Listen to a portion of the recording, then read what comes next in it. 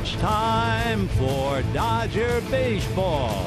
Live from Dodger Stadium, Sportsnet LA presents the Dodgers as they take on the Boston Red Sox. Hi, everybody, and a very pleasant good evening to you, wherever you may be. Dodgers and Red Sox. They've read a couple of times. The last time the Red Sox were here was back in 2013. They won 2 out of 3. And over the years in interleague play, the Red Sox have won 7 of 12 against the Dodgers. For the Red Sox, somewhat like the Dodgers, they're in third place, 2 games behind the Orioles, and the Dodgers still 2 games behind San Francisco. On the mound for the visiting Red Sox will be Stephen Wright, a knuckleballer. We haven't seen a knuckleballer in, well, a long, long time. He did take lessons from Tim Wakefield, and he's also talked to people like, Candiotti and Huff as to how to handle that pitch. He's handled it well. He is 12-5. On the mound for the Dodgers, Scott Kazmir, he is 9-4. Lost his one timeout recently when he was with Tampa Bay against Boston. He is 9-9 lifetime. Remember, tonight's game will be followed by tomorrow afternoon at 1:10, and then Sunday's game will be 4:15. So we have a good ball game coming up. Stay tuned for that and a whole lot more right after this.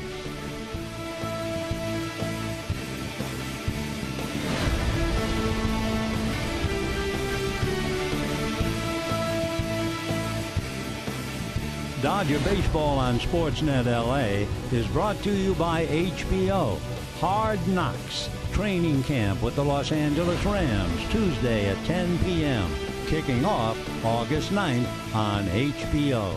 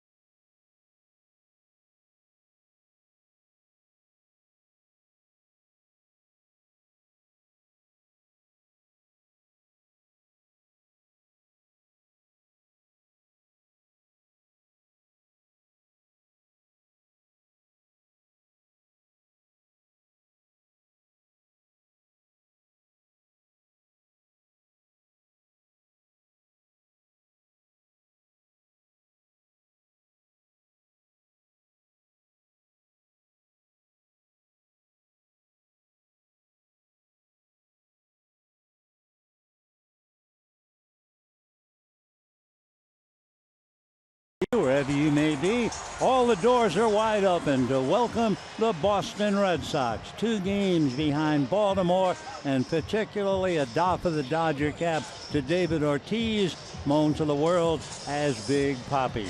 So with a pre-game ceremony to honor Ortiz and his charities, we can take a look now at John Farrell's starting lineup. Mookie Betts leading off in right field, Dustin Pedroia at second base, Xander Bogaerts at short, Hanley Ramirez with a slight sprained wrist, nevertheless playing first base, Jackie Bradley Jr. in center field, Aaron Hill at third, Sandy Leone the catcher, Bryce Brentz in left field, and Stephen Wright the pitcher. On the mound for the Dodgers, Scott Kazmir with a record of 9-4, lost one when he was Tampa Bay against Boston, and he is 9-9 lifetime against them. For the Red Sox, they are a team of extremes. When it comes to hitting, they are number 1. Farrell's club has a batting average collectively with Hanley Ramirez and company at .285. However, as good as they are hitting, they are 19th in pitching. They've scored the most runs in the major leagues, 581. They have 6 regulars hitting better than .290, with Bogaerts, Ortiz, and Betts all in a tie in top 10 in the American League. The pitching, that's another story. We'll see Eduardo Rodriguez tomorrow and David Price on Sunday. Right now, let's take a look at the Dodgers with the leather as Price looks on. And here's the way the Dodgers shape up. It'll be Gonzalez and Utley, Seager and Turner. And the outfield is Kendrick, Peterson and Reddick, Grandal behind the plate, and Scott Kazmir on the mound. Leading off is Mookie Betts. And by the way, Mookie has nothing to do with Mookie Wilson. His parents were fans of former NBA guard Mookie Blaylock.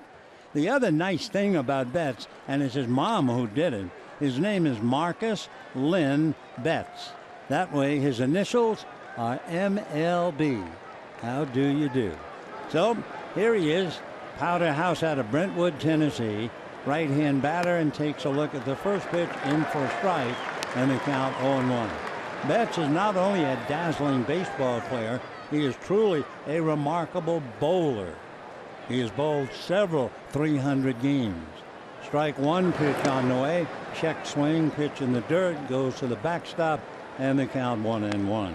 It is a beautiful evening, temperature 72 degrees. Red Sox are struggling a little bit. July the 21st, they were 15 games over 500. 1-1 pitch on the way, a change away, ball 2. However, since that date, they've lost 9 of the last 14, scoring only 3 runs in half of the 14 games. So it's Betts, Pedroia, and Bogaerts. Next pitch is high, and the count runs to 3-1. Betts is only 5'9", 175-pounder, but what a truly remarkable hitter. Batting .306, 22 home runs, 71 runs batted in. 3-1 pitch, hard ground ball, base hit into center. So here come the Red Sox. That figures. Red Sox are not having a good time on the road trip. They've been to Anaheim and then Seattle, and they have split 8, and they'll wrap up this 11-game trip here on Sunday. So Betts opens up with a ground ball single to center, and now Dustin Pedroia coming up. You want to talk about a pain in the neck. That's putting it mildly as far as Kazmir is concerned. Pedroia just about owns him. And Dustin is the kind of a kid who would tell him about that too. Pedroia, little right-hand batter, takes low, ball 1, 1-0. Pedroia is hitting .481 in his career against Kazmir, and he's posted even better numbers as the years have piled up. So as he checks in, he's batting .512. Kazmir at the belt, comes back to his hitter, gets a strike, and the count 1-1. Mookie Betts over there at first base has stolen 17 and been caught only 3. So the Red Sox go after you, and boy, they have the tools offensively. Pitching, that's another story. 1 ball and 1 strike. Casimir ready, looks over at Betts, now works away, and a 2-ball, 1 strike count. Dustin Pedroia maybe is 5 feet 8. You know the story, the 2007 World Series. He actually came into the ballpark in Denver, and they thought that he was somebody trying to sneak into the game. He had a pass, and the custodian still said, yeah, you can get one of those printed. And then Pedroia said, well, ask Jeff Francis. I just hit a bomb against him yesterday, and they realized he was the big leaguer indeed. American League Rookie of the Year in 2007. 2-1 pitch, Betts holding, and it's swung on, hit foul down the right field line, out of play. Dustin Pedroia out of Woodland, California. 2nd round pick by the Red Sox out of Arizona State. For a long time, he had himself his own nickname. He called himself Laser Show, but he has cooled off that. So he's come up with another nickname after watching David Ortiz eat some chicken. 2-2 pitch, instead a throw to first. And he said, what is he eating over there? And somebody said, that's Muddy Chicken. Pedroia said, okay, from now on, that's my nickname, Muddy Chicken. He is quite a character, and he is a tremendous ball player. 2008 American League MVP. Dustin waiting, and the 2-2 pitch on the way. Fastball, a chopper up the middle. Seager on it, slips on the bag, and doubles him at first. So Pedroia, a high chopper up the middle, gave Seager plenty of time to go over and glove it, keep on going, step on the bag, and the easy double play. 6-3. So just like that, 2 down in the first inning. Little surprise that a man like me leading off with 17 stolen bases, and Betts never moved and was doubled up on a 2-2 pitch. Here is Xavier Bogaerts, an all-star, another terrific ball player. Bogaerts, a brilliant shortstop, right-hand batter, and the fastball in for a strike, and they count 0-1. They certainly sting like a bee. They have some boys who can really do it, and that would be Betts, Bogaerts, and Bradley Jr. Next pitch hit in the air to right center. Peterson says he has it, and he does. Though despite the leadoff single, Boston comes up empty. And at the end of half an inning, no score. Time now for Stephen Wright to throw those knuckleballs.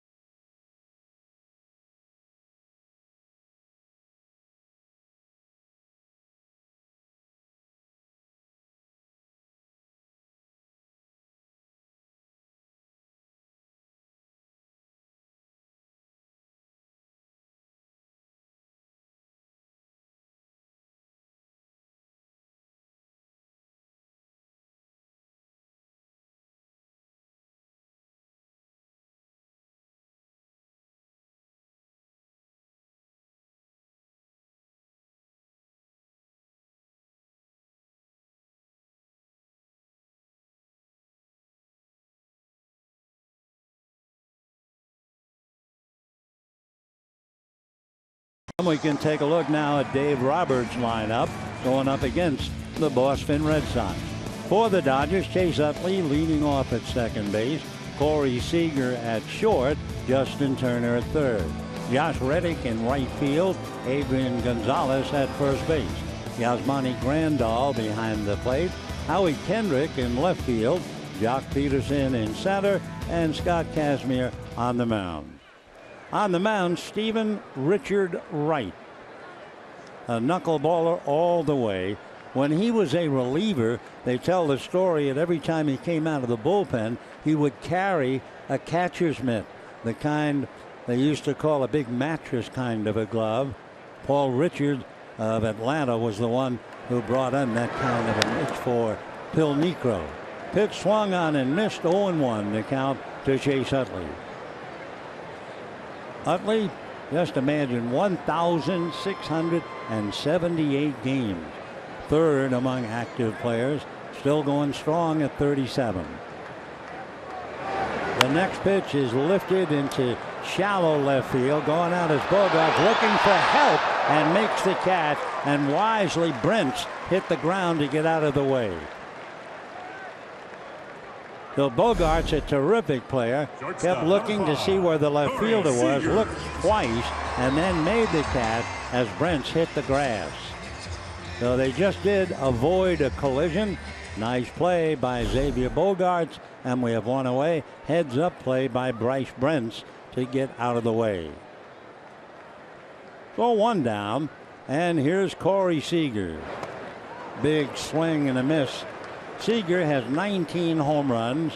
Interestingly enough, that ties him with Hanley Ramirez for most home runs in a season by a Dodgers shortstop.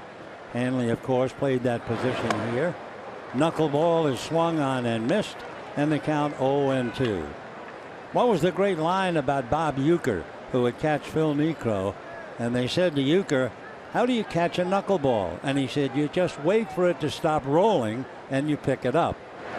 The strike 2 pitch is foul back, and it's still 0-2. Not many knuckleballers around. Of course, we remember Tom Candiotti was here. Charlie Huff was here. Tim Wakefield was famous with the Red Sox. It's a tough pitch to throw and a tough pitch to learn. Strike 2 pitch is swung on. High fly ball to left field. Brents, however, has it on his radar screen and makes the catch for the second out. Good idea to take a look at Boston defensively. Ramirez and Pedroia, Bogaerts and Hill, Brents, Bradley Jr. and Betts, and Leon the catcher. So Hanley Ramirez coming back to Dodger Stadium as a first baseman. He slipped and fell at the end of a game in Seattle down some stairs, used his left hand to break the fall, did sprain the wrist. However, reports he's okay and he's in the lineup. First pitch now to Turner, missing inside, ball 1. Stephen Richard Wright. He is 6'1", 220. 32 years old at the end of the month. Wright, born in Torrance, lives in Moreno Valley and went to school at the University of Hawaii. 2-0 the count. Stephen 6'1" and 220. He pitched in the Alaska League. That's really started to improve his delivery. His 2-0 pitch on the way. Wright delivers a flutter away. Ball 3. Interesting, Wright said he was put on the Major League roster April 26, 2013. And if he thought, if Boston does not put me on the roster, I'm going to quit baseball. He gets a 3-0 pitch in for a strike. He said, I had a family. Being in the minor leagues, you don't make any money. I had a baby on the way. I couldn't afford to support a family on the money that they pay you in the minors. But luckily for the Red Sox, big swing and a miss by Turner on another knuckleball. He is also a very nice guy. I'll tell you a little story about the pitcher.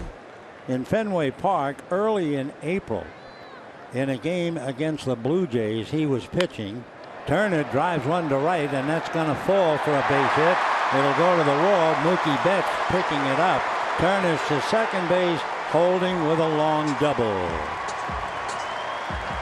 Turner goes the other way. It's the knuckler to right field for a double, and the batter will be Reddick. Get back to that story just for a moment, a tribute to the pitcher. In the series with the Blue Jays, he had a knuckleball getaway against the hitter Chris Colabella.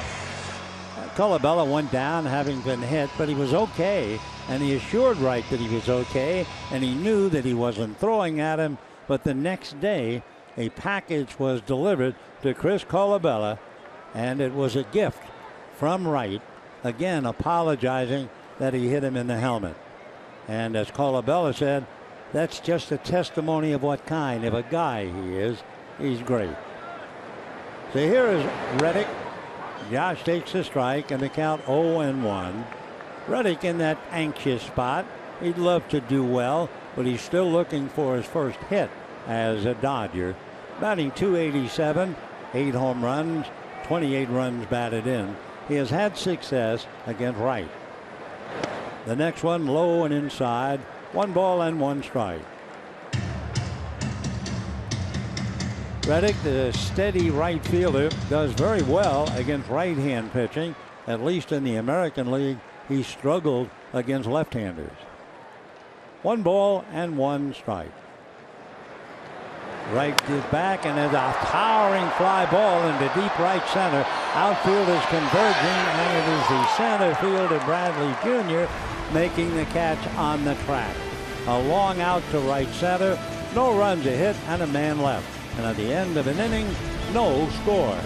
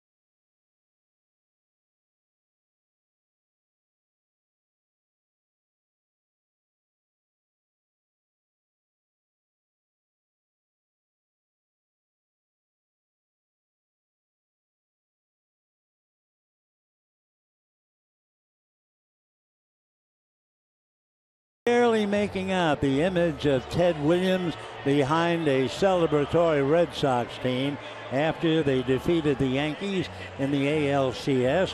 And the biggest play was Dave Roberts of the Red Sox, pinch runner, stealing second base in the 9th inning, scoring on a base hit by Bill Miller to tie up the game. And the Red Sox went on to turn the game around and beat the Yankees. Dave Roberts will never be forgotten in Boston because of that play. And of course, Bill Miller's base hit got Dave home, and that did it. Now the first pitch from Kazmir is behind Hanley Ramirez. 1 ball and no strikes. Hanley comes down to get a new ball. Hitters just hate to see a pitch go behind them. The only good thing, that was more down by the ankles than anything else. Hanley Ramirez, wow. National League Rookie of the Year way back in 2006 and played with the Dodgers from 2012 to 2014. Way out in front of a change, 1-1. Hanley, a 5-tool player. He can do it all.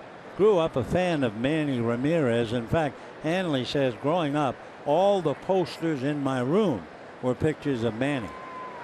1-1 pitch, little low, ball 2, 2-1 the count. Manny befriended Hanley. He gave the youngster a welcome gift of 4 signature bats, some batting gloves, a wristband with number 24 stitch on it. And I know he wore that wristband all the time he was here with the Dodgers. It probably just died on him by now. 2-1 pitch on the way. Hanley takes off the plate. 3-1 the count. Hanley Ramirez against Scott Kazmir. 2 for 9 with a double. No big numbers there. Pedroia is the big guy, followed by Aaron Hill. 3-1 pitch on the way, and that's low and inside, ball 4. So Ramirez opens up the second inning with a walk, just as Betts opened up the first inning with a base hit. And that'll bring up Jackie Bradley Jr. And he stresses the fact that he wants that junior name for a simple reason, and he's not alone in doing that.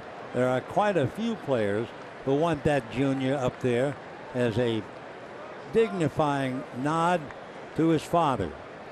So Bradley, another terrific young player, hitting .291, 17 home runs, 62 RBIs, and an all-star.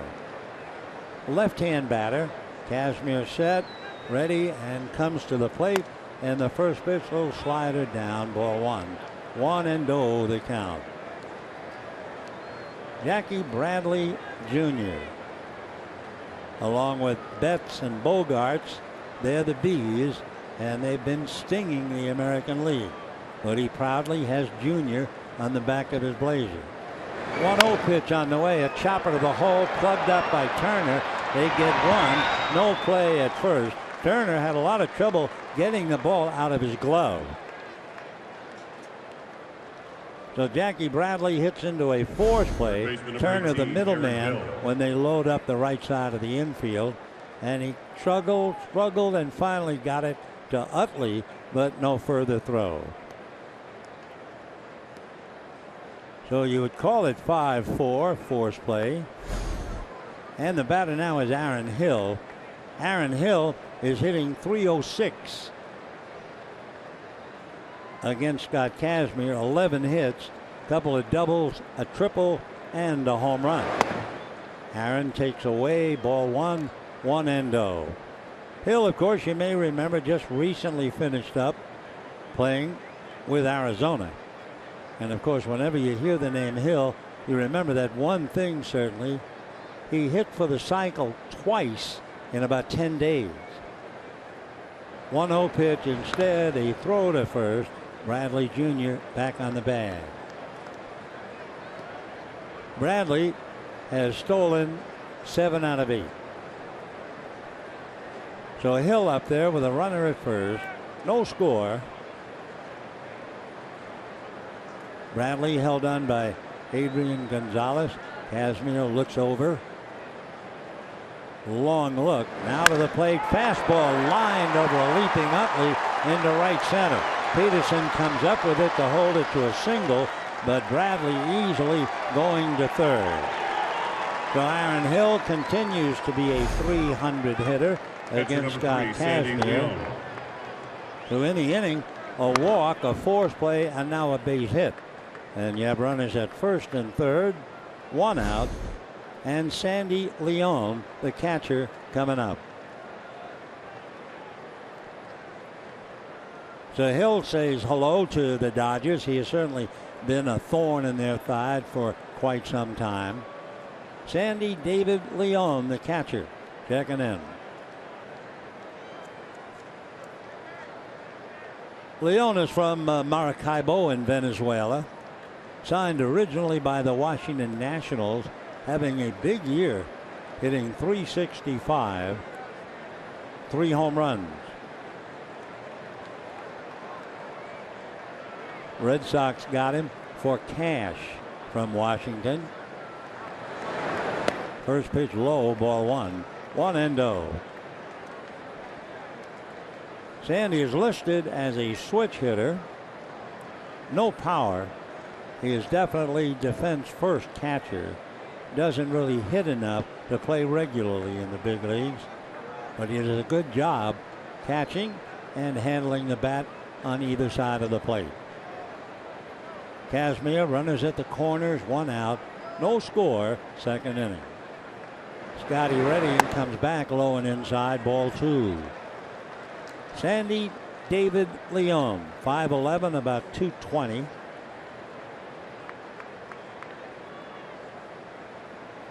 (27 years old).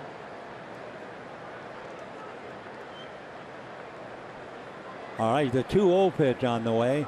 Kazmir Reddy works the hitter, and that's whacked to left field.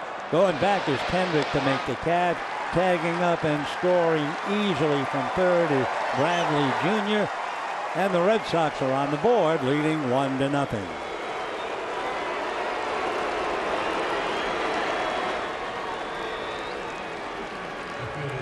So Leon gets the RBI. Bringing it in is Bradley. Red Sox lead 1-0. And the batter now will be Bryce Brent. 1-0 Boston. There's a small group of Red Sox fans. Good to have them here. They probably made the entire road trip going from Boston to Anaheim to Seattle and finishing the trip here. First pitch to Brent's, and that's low, ball 1. 1-0. Bryce Brent's an even 6 200-pounder. He was a first-round pick by the Red Sox out of Middle Tennessee. He'll be 28 the 30th of December. Hill takes his lead at first with 2 out. The 1-0 pitch on the way is off the plate. Brents was signed out of high school by Cleveland as a pitcher. Didn't sign. They chose him, did the Red Sox, back in 2010 after losing Jason Bay to the Mets. They had what they call a compensatory pitch. The 2-0 on the way. Fastball, sharp ground ball to Seager, quickly to Utley, and that'll be that. However, a walk, force play, base hit, and sac fly. Red Sox are on the board and lead 1-0.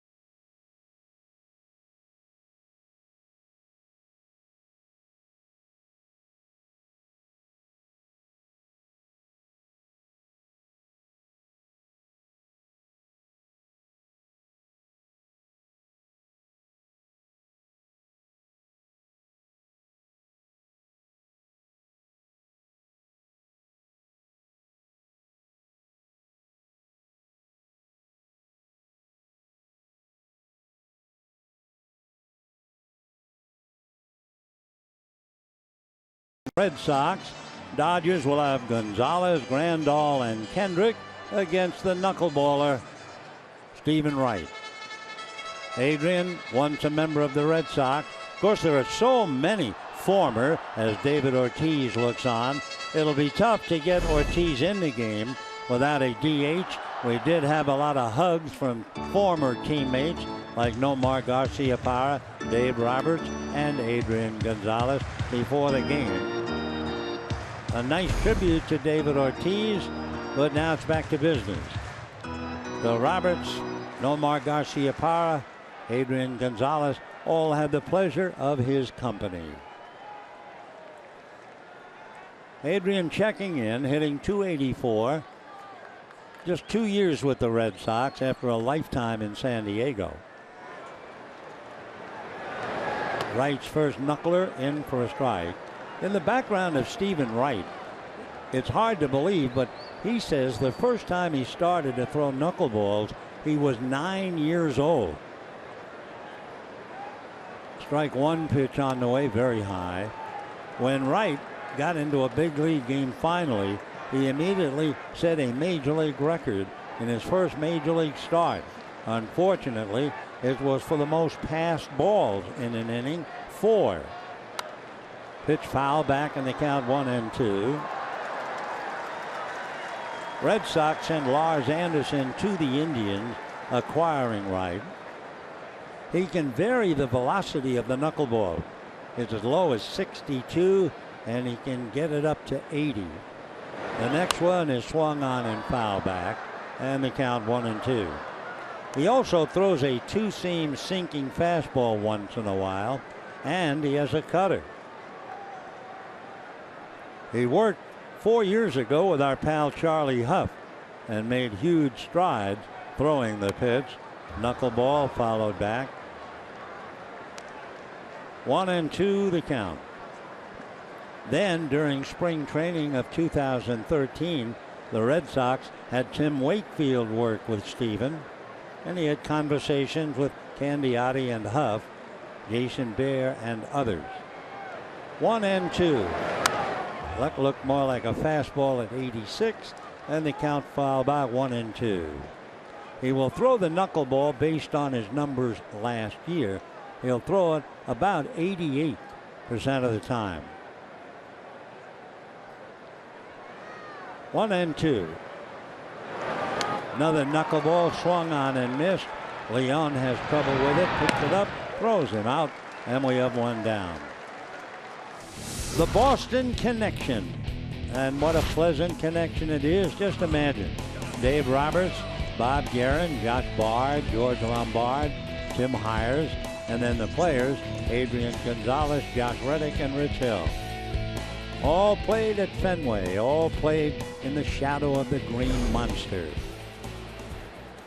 Of course, for me and for many others, when you say Red Sox, you think of one name. Then you go with others. That name, Ted Williams, the last man to hit 400. 1 ball and no strikes. And the pitch in for a strike. I cut it out because I was so impressed with the use of the language.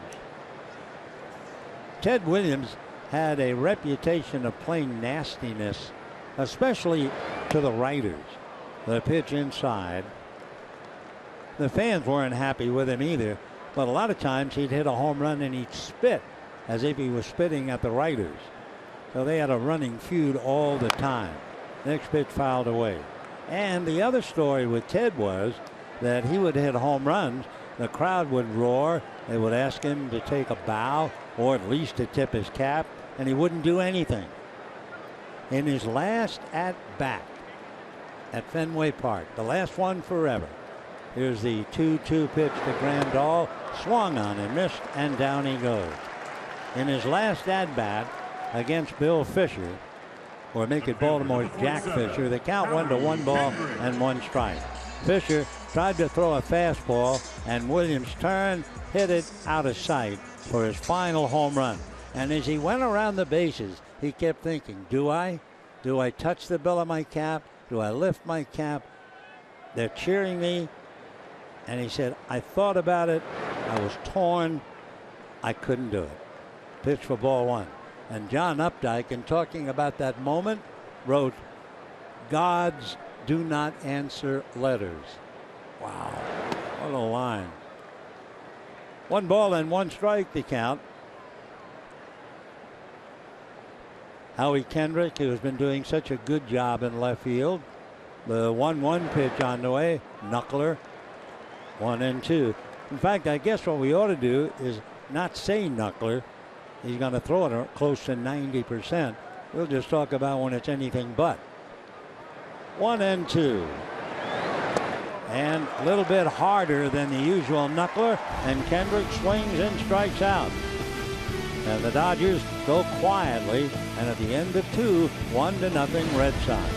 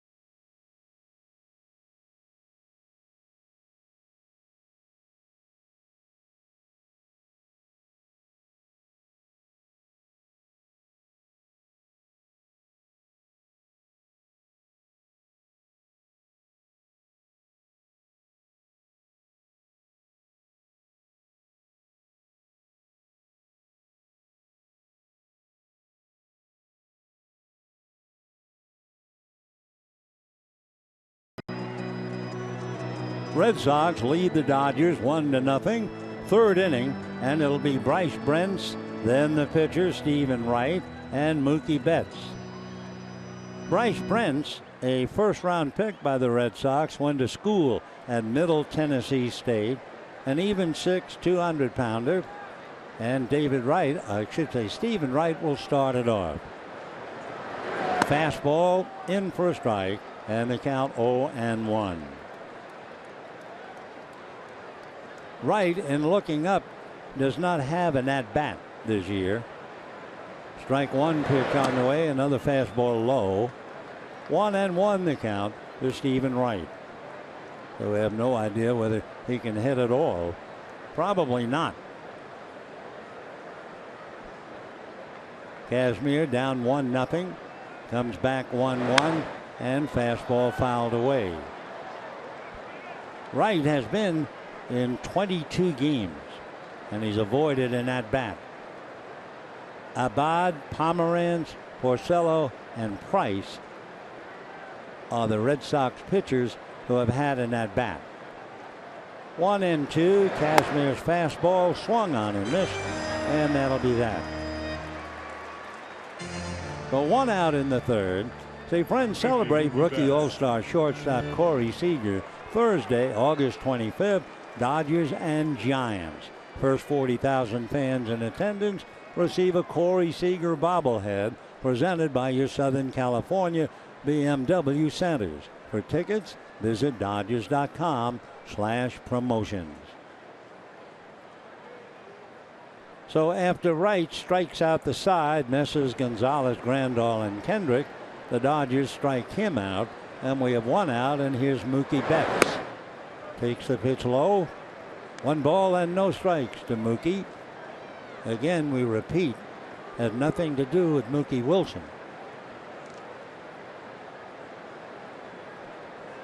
The 1-0 pitch on the way. Swung on, line to left. Kendrick racing to the track, looking up, and it carries the wall for a home run. So Kendrick thought he had a play, and the ball just carried and cleared the left field wall. It is 2-0 in favor of the Red Sox. For Betts, 23 home runs 72 runs batted in, and he has a single and a home run tonight. Not bad for a 5'9", 175-pound center fielder. Ball landed on the platform of the staircase behind the wall, and it was caught by a fan. So here's Pedroia, who hit into a double play. Betts getting the handshakes. 2-0 Boston. Strike one, pitch on the way. Is beaten foul. By the way, the Giants lost again. The Nationals beat the Giants 5-1. Gio Gonzalez over Jeff Samardzija. Nationals had home runs, Wilson Ramos and Trey Turner. So again, the Dodgers do not have any pressure, knowing that the Giants have already won or lost, as the case may be. For Colorado, that played well. Colorado 8 games back, 6 games behind the Dodgers. And Colorado trailing to Miami 1-0. 2-0 Red Sox. Pedroia waiting at the plate. Strike two, pitch on the way. Takes off the plate, ball one. Pedroia and Andre Ethier are old pals.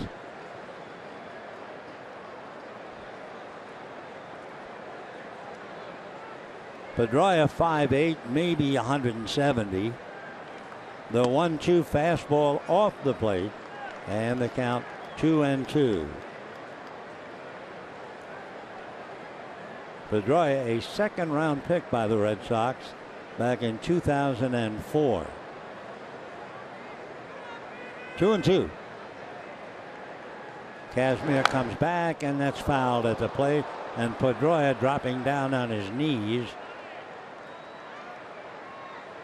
and hobbling a bit around the plate. So just the mention of Andre Ethier, and Pedroia hits one just on the shin above the ankle, I believe. And of course, for Andre, that happened in spring training, and we haven't had a chance to see him again. So Pedroia fouls it off the left leg. You could see his face and mouth open in agony. He's from Woodland, California. That's about 20 miles northwest of Sacramento. Dustin limping.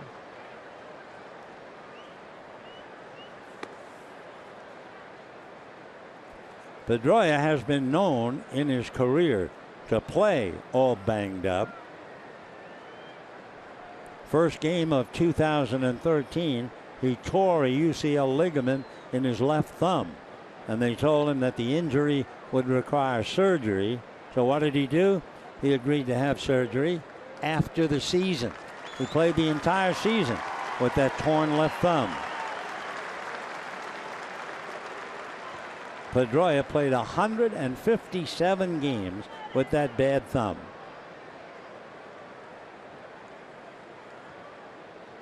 During his rookie year, he played 2 months with a fracture of the hamate bone in his left hand.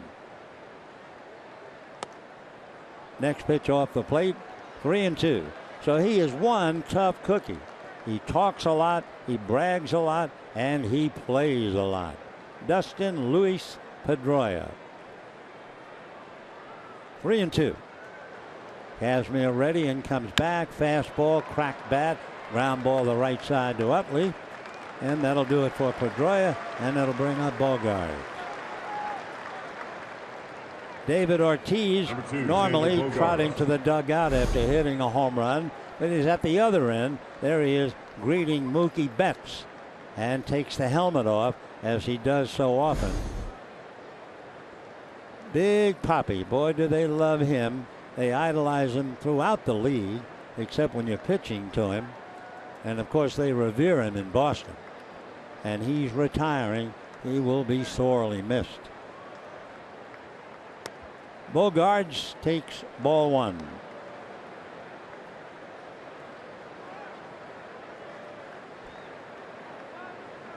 Bogarts fly to center in the first inning.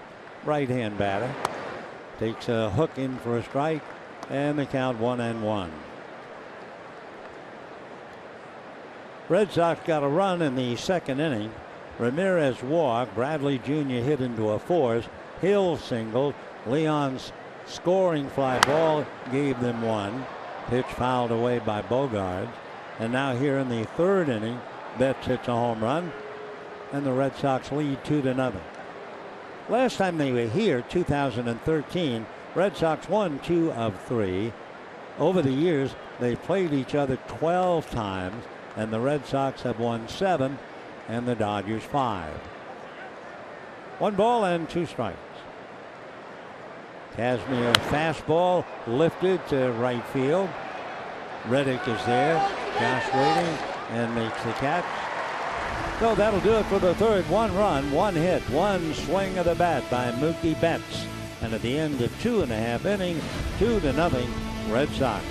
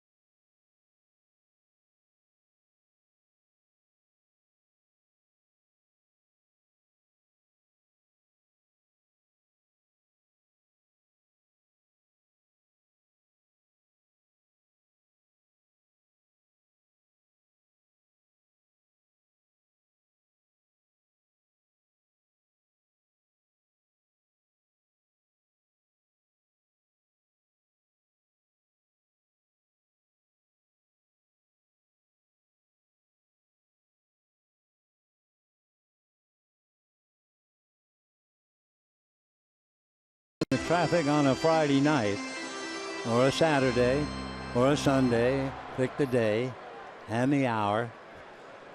I remember being told by a professional driver, oh, the busiest day is Thursday. Really? It looks like every day is the busiest day. Anyway, folks finally getting here. 2-0 Red Sox. Jock Peterson up there leading off and takes ball 1. 1-0 to Jock. Peterson, 16 home runs the last 10 games, hitting over 360, fouls it back, 1-1.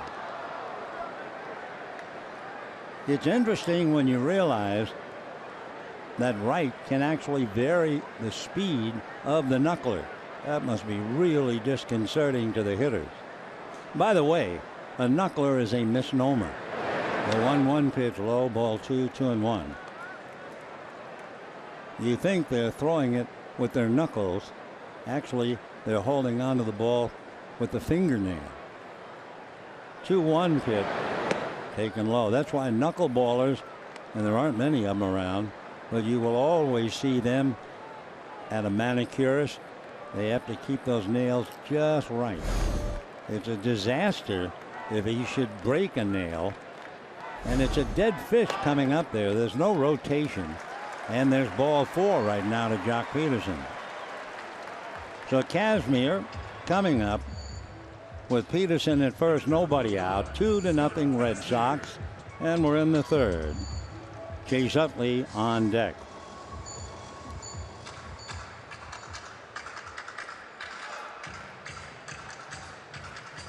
If you think of R.E. Dickey, he was another pretty famous knuckleball pitcher, and he threw it about as hard as he could. Wright decided the slower speed makes the pitch easier to control. And of course, if you are living with the knuckleball, that's also a slight advantage for any base runner. Takes a little while for the knuckler to get there. There's always a question of whether the catcher will handle it cleanly, grip it, and be able to throw. The bunt is down. Hanley Ramirez will make the play to first.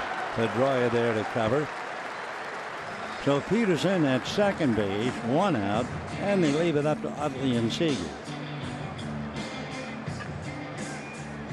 Chase Utley popped up in the first inning. Seager flied to left. So it's 2-0 Boston, bottom of the third. First thing Chase does is look down to the third base coach to see if there's anything going on.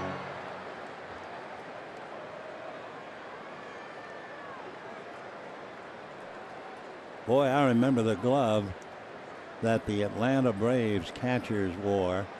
This one is not nearly as big. Wright's knuckler drops in for a strike, and they count 0-1. The one that Paul Richards, who was then the general manager of the Braves, I mean, it was huge. It didn't seem like it had any webbing. It was just one great big round piece of leather. 1 ball and 1 strike. This one has enough webbing to be a first baseman's glove.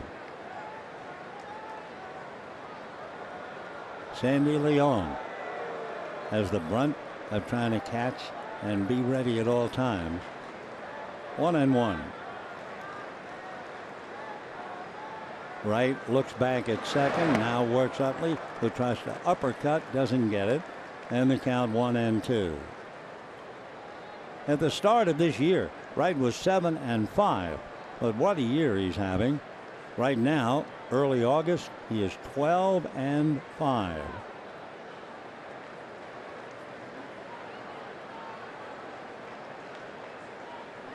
One and two to Chase Utley. 2-0 Red Sox, bottom of the third. Knuckleball lifted to left center, pretty deep. Out there is Bradley Jr. tagging his Peterson just to draw a throw, and he draws a dandy. Cut off by Bogaerts. So Utley a fly ball. 2 down. And the batter is Corey Seager. Well, we'll see if it's a trait or not. But so far, with all the knuckleballs, the outs are either strikeouts or balls hit in the air. Utley has popped up, fly to center. Seager fly to left. Reddick fly to center. And Kazmir sacrifice. That would be the only so-called ground ball. So Corey trying to pick up Peterson. 2 out, third inning. Red Sox lead 2-0. Game 1 of the 3-game series. 3 different starting times, remember. First knuckleball is high, ball 1. Tonight's game at 7:10. Tomorrow's game at 1:10. And then 4:15 or 4:10 on Sunday. Then the Phillies, then the Pirates. 1 ball and no strikes to Corey Seager. Right-hander ready, throws anything but, looked like a miniature fastball. It was 75 miles an hour, but it was not a knuckleball. I guess that would be a straight change. Seager was a little late on it, and it had some spin to it, spinning away, and Seager hit it foul down the left field line. 1 ball and 1 strike.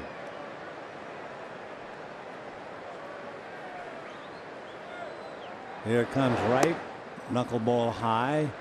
2-1 to Corey Seager. 2-0 Red Sox. Dodgers have Peterson at second with 2 out. Stephen Richard Wright trying to keep Jock Peterson at second base. 2-1 pitch to Corey Seager, taken at his feet. 3-1 the count. Justin waiting his turn on deck. He has the Dodger hit double to right. Right at the belt. Straightens up. The 3-1 pitch, knuckleball fouled away. For Stephen Wright, he started his career in Lake County in the Sally League. Then he went to Kinston, Akron, Columbus, Kinston, Akron, Columbus, Lake County. In other words, he was trying to make it, but it was a terrible trip. He finally had a cup of coffee, as they call it, in 2013. 4 games. 3-2 pitch, knuckleball, chopped to the right side. Pedroia is on it, and that's the inning. Seager grounds out. That's the first real ground ball. And at the end of 3, 2-0 Boston.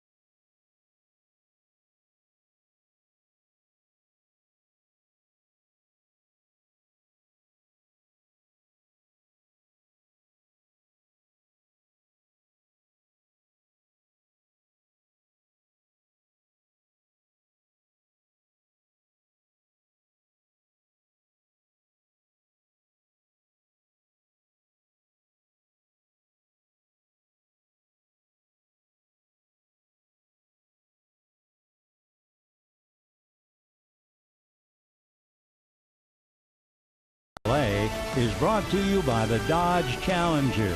Test drive one at your local Dodge dealer today. And by Jack in the Box. Taste the all-new Jack's Brewhouse Bacon Burger today at Jack in the Box. Limited time only at participating restaurants. A picture of Don Sutton of the Dodgers pitching against the Yankees in the World Series of October 1977. That particular picture taken at Yankee Stadium. Later on, 2 years later, Don would become the strikeout leader all time for Dodger pitchers. 2,487 career strikeouts. Well, talking about awards, here's Hanley Ramirez. National League Rookie of the Year back in 2006. Even early in his career, he had 5 leadoff home runs. He had a streak of 10 straight games where he had at least 1 RBI in each of the 10 straight. First National League shortstop to ever do that. Hanley Ramirez, 33 come December. Came up to the Red Sox their rookie year way back in 2002. Hits a flare that's going to go foul and drop untouched. Adrian Gonzalez trying to get under it. Couldn't quite do it. Back in 2013, Hanley's second year with the Dodgers, he had 20 home runs, 57 runs batted in.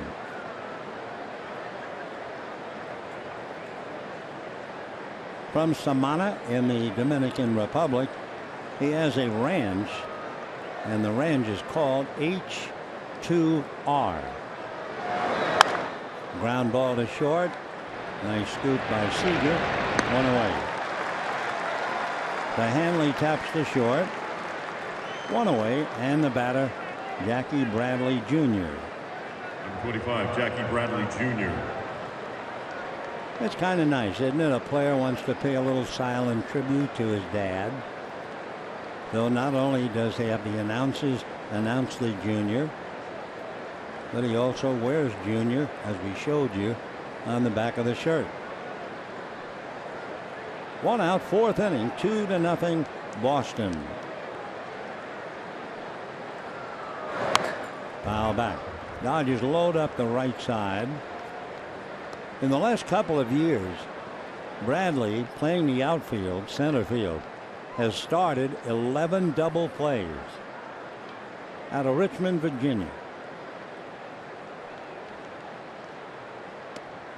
1 ball and 1 strike.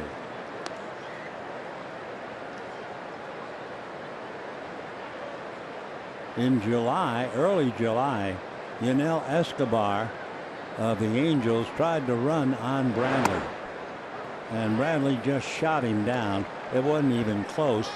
So overwhelmed was he that Yunel didn't even slide. Bradley has that kind of an arm. 1-2 in the dirt. Bradley went undrafted and overlooked at a Prince George High School in Virginia. He's the son of a bus driver and a former police officer. The police officer is his mom. The bus driver is his dad. 2-2. Inside. Did it hit the bat? I think it did. So Bradley has the pitch go as a foul ball, strike 3, and we have 2 down. Aaron Hill coming up. Take another look at that. Grandal is sitting on the inside part of the plate. Bradley tries to check, and you can see Grandal pointing at the bat. It was a foul tip, strike 3. So here is Aaron Hill, set up the run with a base hit in the 2nd inning. Ball 1. Aaron Hill from up the road at Visalia, hitting .273, so enjoying a good year so far with the Red Sox. Originally signed by the Blue Jays out of LSU. Look out. 2 balls and no strikes to count. Aaron Hill had those 2 cycles we talked about over an 11-day span back in 2012. Came up to the Blue Jays in 2005 and has just stayed in the big leagues. 3-0.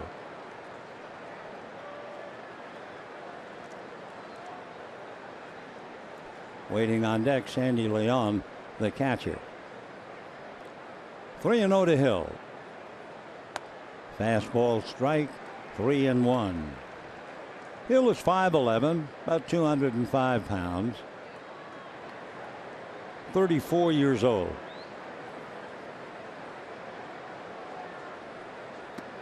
Off speed. Oh, they're going to call him back. Got the corner, 3-2. Jim Wolf is the plate umpire. His brother Randy, of course, was a big league pitcher for many, many years. Jim Wolf was behind the plate for Dallas Braden's perfect game on Mother's Day back in 2010 against Tampa Bay. And that's ball 4. So a 2-out walk, and that'll bring up Sandy Leon, who had that sac fly in the 2nd inning.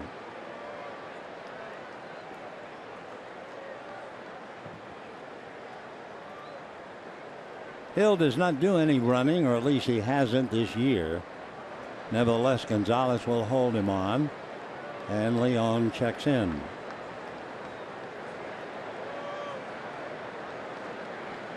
Two to nothing. Favor of the Red Sox. We're in the 4th. Giants lost 5-1 to Washington, and that's a strike.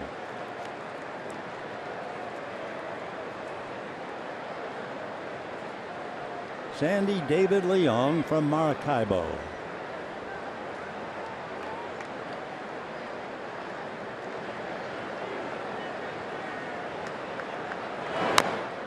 0-2.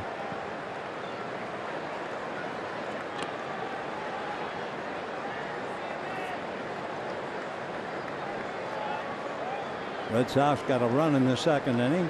Leon's fly ball scored Bradley Jr.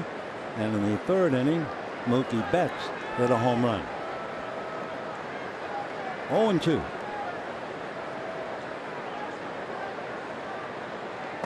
Change up. 1 ball and 2 strikes.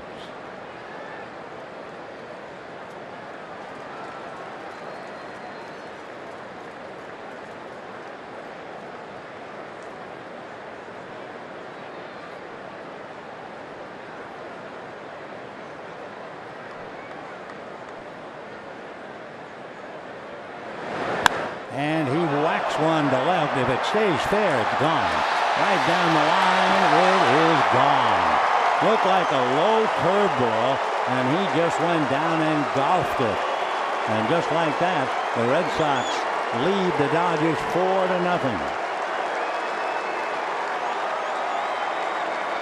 Take another look at that pitch. Even see if it would have been a strike or the overhand breaking ball, anything but. It's up there, then down, and he just turned on it. Might have also been out of the strike zone. So Leon, it's a 2-run home run. He is now driven in 3 of the 4 runs, and the Red Sox a comfortable 4-0 lead. And here's Bryce Brooks. Right. So home runs by Leon and Betts. We told you the one thing the Red Sox do, they hit, they score. They came into the game most runs in the majors, 581. Give you an idea, the Dodgers have 473. So Leon puts on the gear, hitting one out, his 4th home run of the year. Fastball a trifle low, 2-1 the count. For Kazmir, that would be the 8th home run. No, check me on that, more than 8. Whoa. That would be the 19th home run.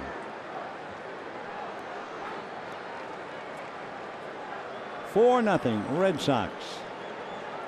Dave Roberts a little puzzled, looking out at Kazmir, who has been pitching so well. Change up, base hit to center field. So in the inning, he got Ramirez and Bradley Jr. only to walk Hill, give up the 2-run home run to Leon, and now a line drive single to center by Bryce Brent. And if nothing else, it gets right out of the way for the 3rd out, and then Betts will lead off in the 5th. Wright struck out 3rd inning, 0 for 1. Foul ball.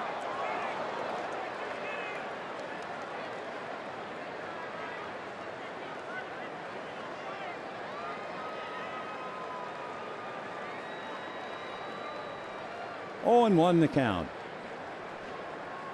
Red Sox 4 runs, 5 hits. Dodgers no runs, 1 hit. And there's a soft line drive caught by Seager to end the inning, but for Wright, a moral victory. He hit the ball and lines out, but Leon did more than hit the ball. He hit it out with a man aboard, and we're heading to the bottom of the 4th. 4-0 Boston.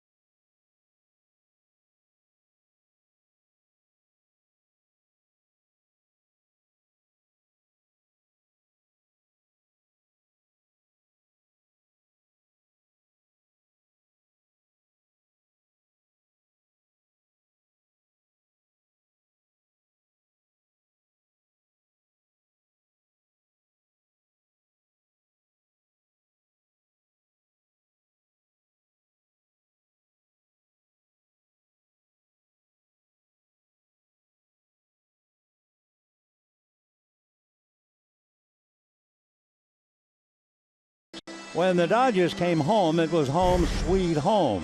As far as the record's concerned, Dodgers doing the best at home than any other ball club since the 1st of May.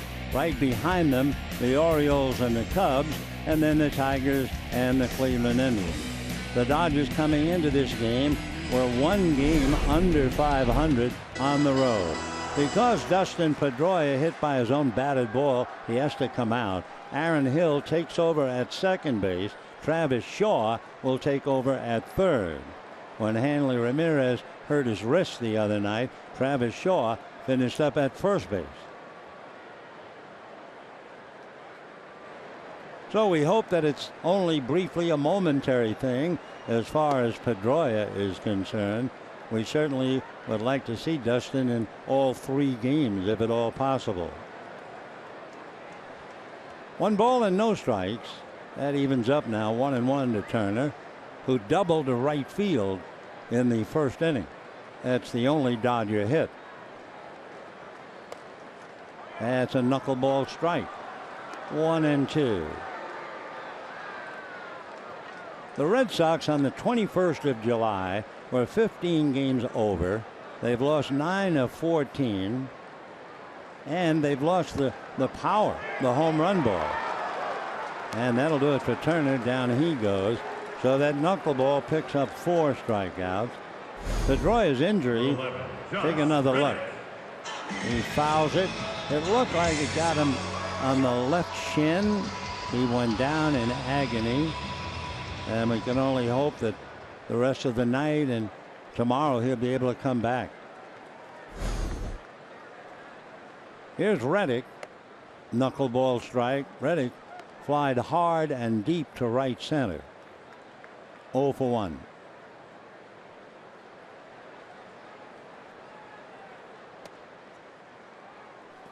One ball and 1 strike.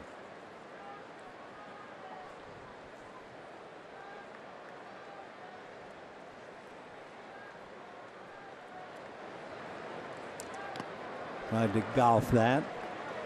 1-2. Red Sox have had so many marvelous players.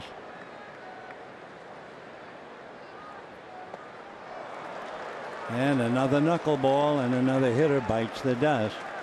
So 5 strikeouts for Stephen Wright. Adrian Gonzalez. And Adrian Gonzalez, who struck out. That's when Wright struck out the side in the 2nd inning. Just talking about some of the great Red Sox with Ted Williams, David Ortiz, Carl Yastrzemski, Jim Rice, Dwight Evans, and of course, before the Yankees, Babe Ruth. 2 down, bottom of the 4th, 4-0 Boston.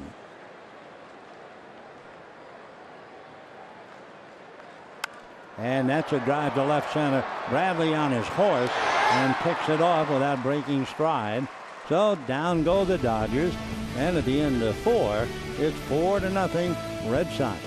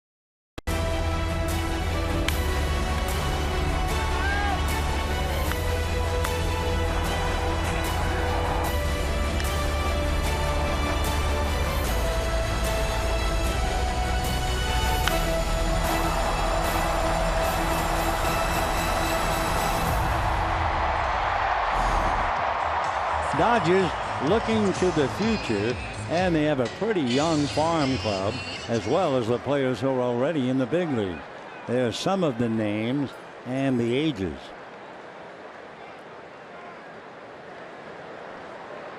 Meanwhile, Mookie Betts will start it off. Betts' mom was a middle infielder in high school playing softball. She was really his first coach, and she must be a remarkable woman. She was bowling and the next morning gave birth to Mookie. So she was bowling, and he is a 300 bowler. That's a strike. 1-1 to count. Mookie was going to go to the University of Tennessee, but instead signed with Boston, and it certainly paid off. He's got a lot of good genes, athletic genes. Little chopper. Seager is, and has it get off his glove. Mookie will hold on. So just a routine ground ball, and that's the one that gets them. Day after day, night after night, and once in a while you take it for granted. So Seager was just going to take the hop and forgot about closing the glove. So it'll be an error charged to Seager. Mookie's uncle, Terry Shumpert, he was a major leaguer for 14 years and played Rockies, Royals, and Red Sox. On his father's side, George Wilson, a 3-year starter at wide receiver for the University of Arkansas, and his dad for 10 years in the NFL, mostly with the Buffalo Bills. So Mookie reaches on the error. Honeycutt talking to Kazmir, and subject is Travis Shaw, who had to come into the game. John Farrell backing up one man with another. Travis Shaw is from Washington Courthouse, Ohio. 9th round pick by the Red Sox. Went to school at Kent State. His dad, Jeff, was a primary reliever with Cincinnati and here with the Dodgers.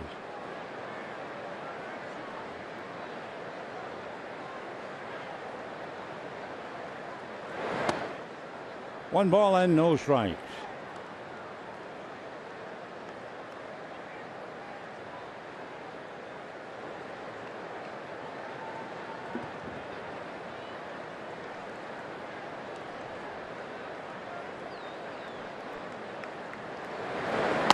Check swing, 2-0. Going back to Jeff Shaw, the pitcher, April the 16th, 1990. He was less than a day old, and his father, Jeff, received a call from his agent. The Joe called and said, "This is my 2008 draft pick." Well, he was drafted in 2011. One ball and one strike.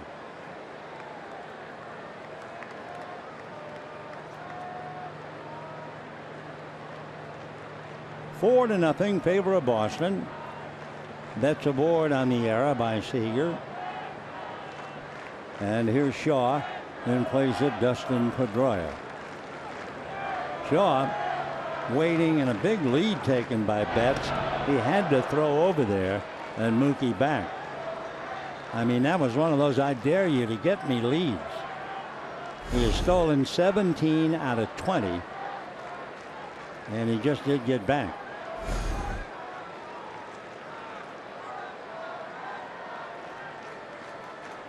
Kazmir raising that right leg most of the time is certainly vulnerable. This time he didn't raise it. Ground fall. So we'll see that. That's the closest, I think, for Scotty as far as the slide step, because normally, even with a man on, he'll raise that right leg to the sky. You see that? That was the short step. But that's not his normal delivery.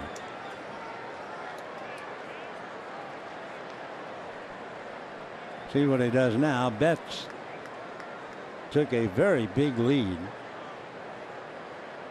Kazmir ready, watching that right leg. Yeah, high kick.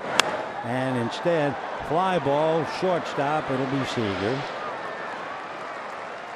So one out. We showed you the Dodgers playing now and in the future, and the same thing for the Red Sox. A lot of good young players and some more in the farms coming up.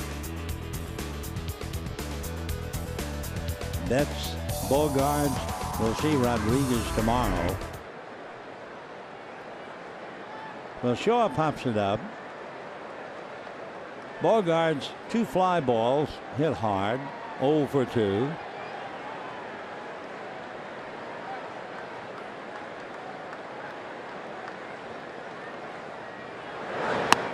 And a strike.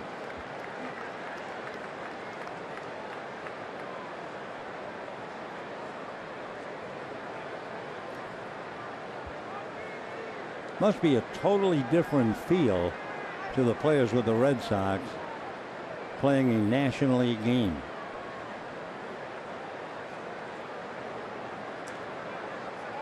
In the National League, of course, you have to play all the way. The American League, years ago, had a smart idea. You'd get a good hitter who couldn't play defensively anymore, so they got the DH so they could keep him and use that bat. And it has worked very well for them. But at the same time, you have to realize how frustrated they are not being able to use Big Papi.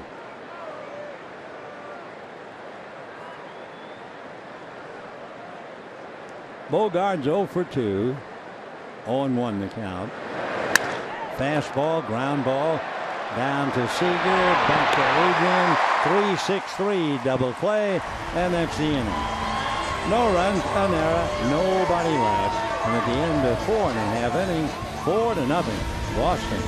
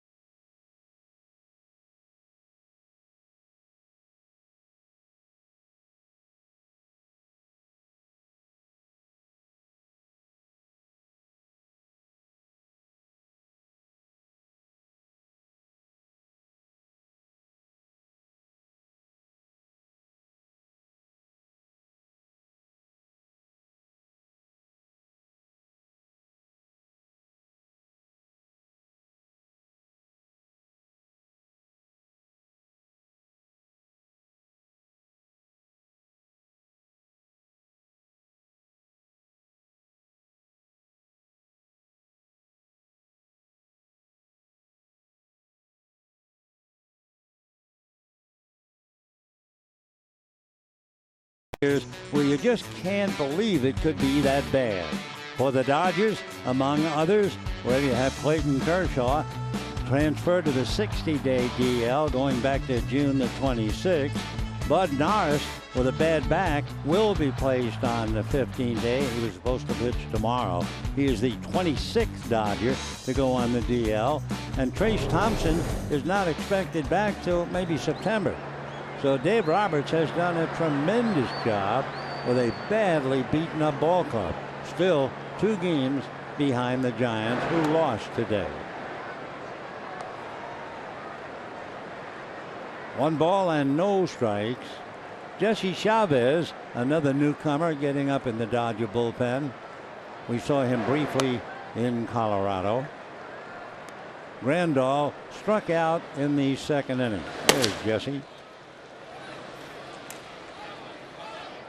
1-1. High pop foul off third.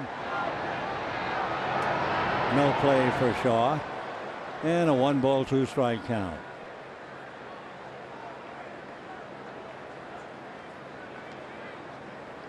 Travis Shaw playing third. Aaron Hill had to move over to second.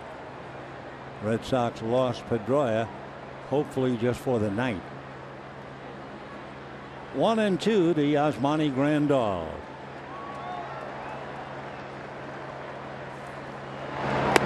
A little fastball that time at 84. 2-2 the count.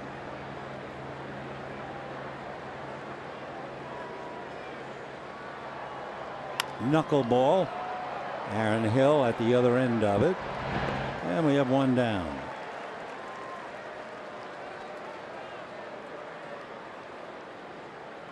Number 47, Howie Kendrick. Howie Kendrick coming up.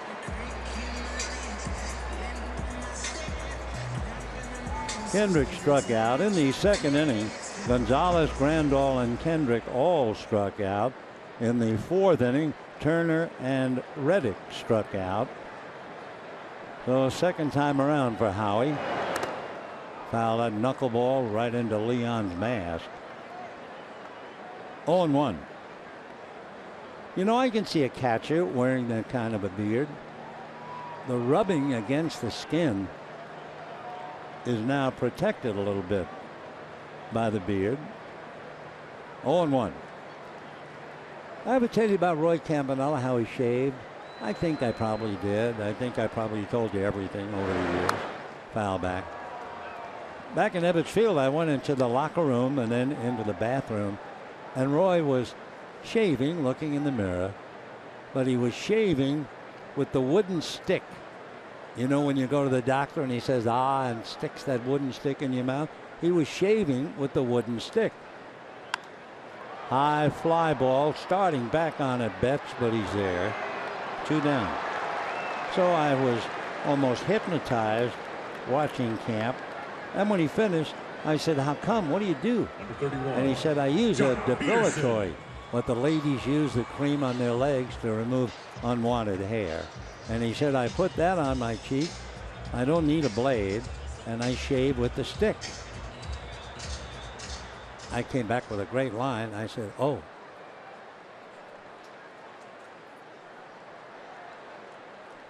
Two down. 4-0. Favor the Red Sox. Jock Peterson walked. Proud possessor of the only other Dodger base runner. Turner doubled in the first. Peterson walked in the third.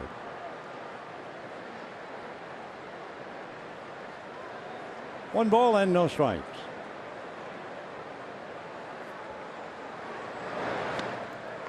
One and one. You had better not wind up and try to hammer a knuckleball.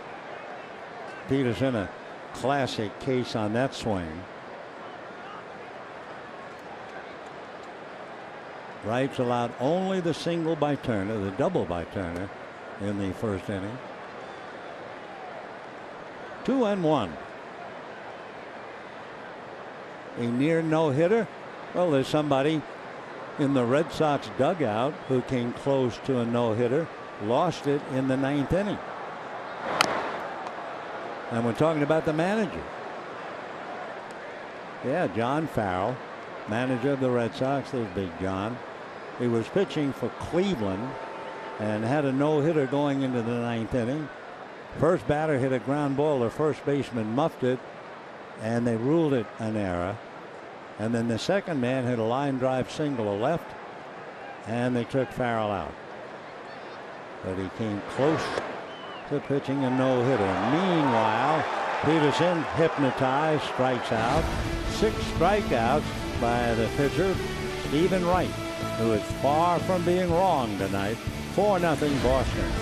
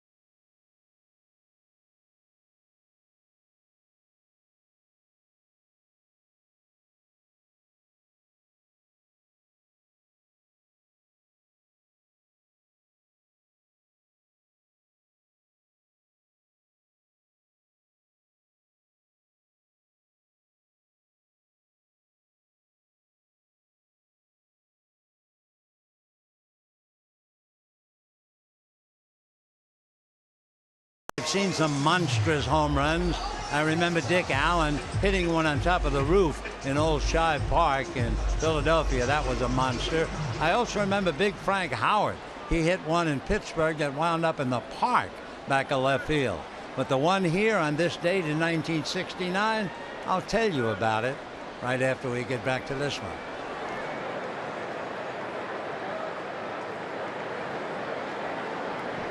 Yes, 1969, Wilbur Stargell of the Pirates facing Alan Foster of the Dodgers. And he hit one that was hard to believe. It cleared the right field pavilion roof. Just to the right of that big sign, over the roof and out. Fastball missed. And of course, I always think after someone hits a monstrous home run, the power generated, and there is the pitcher out there totally unarmed outside for a glove. 1-1. Hanley has walked, grounded out, 0 for 1.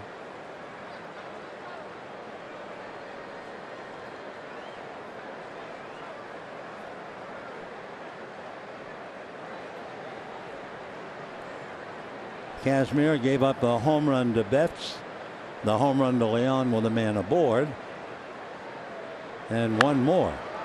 That's popped in the air. It will be Utley. So Ramirez pops it up, one down. Bradley Jr. coming up. There's the sign showing Wilbur Stargell's blast.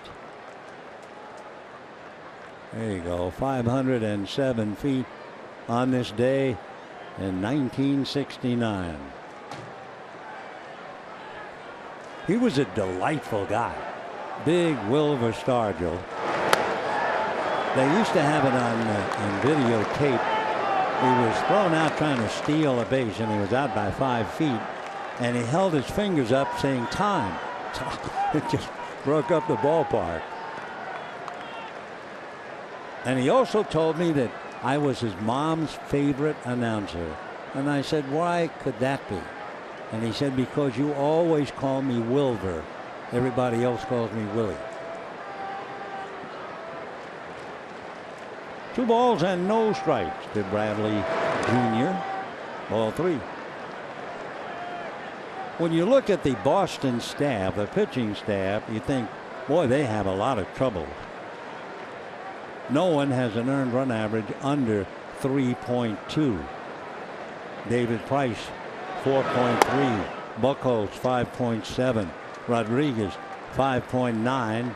Drew Pomeranz, 6.2. And there's David Price. He's 4.3.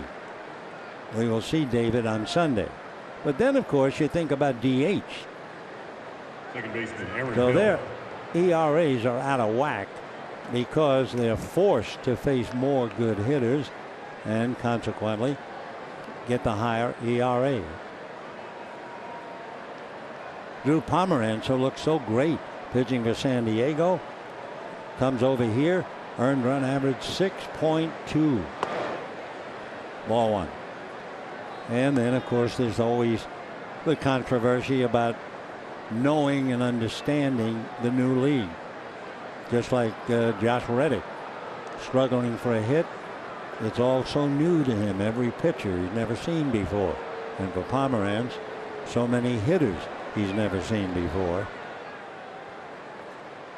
Aaron Hill, Pomeranz, they faced each other, I'm sure, in the National League. 1 ball and no strikes. Boy, Drew looked great here. Josh Fields begins to warm up. Another new face. 1 ball and no strikes to Aaron Hill. And look out. That was right at the legs.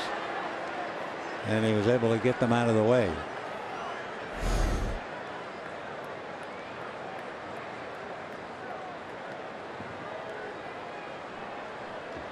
Bradley at first, 1 out.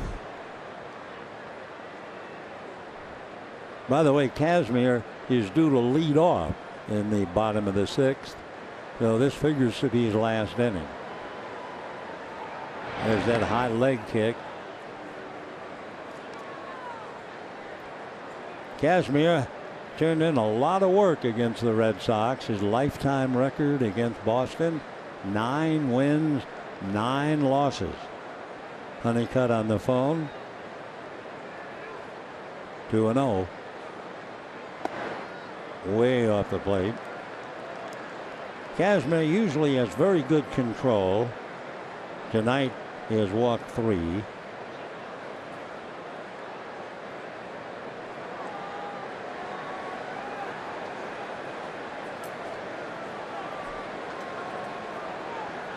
Ross Stripling tomorrow against Eduardo Rodriguez. And that's off the plate. So Kazmir now struggling. 2 on, 1 out. And Sandy Leon coming up. Say a reminder, Giants and Dodgers Tuesday, August 23rd through Thursday, August 25th. Don't miss the chase for the National League Western title. And for tickets, visit Dodgers.com/tickets.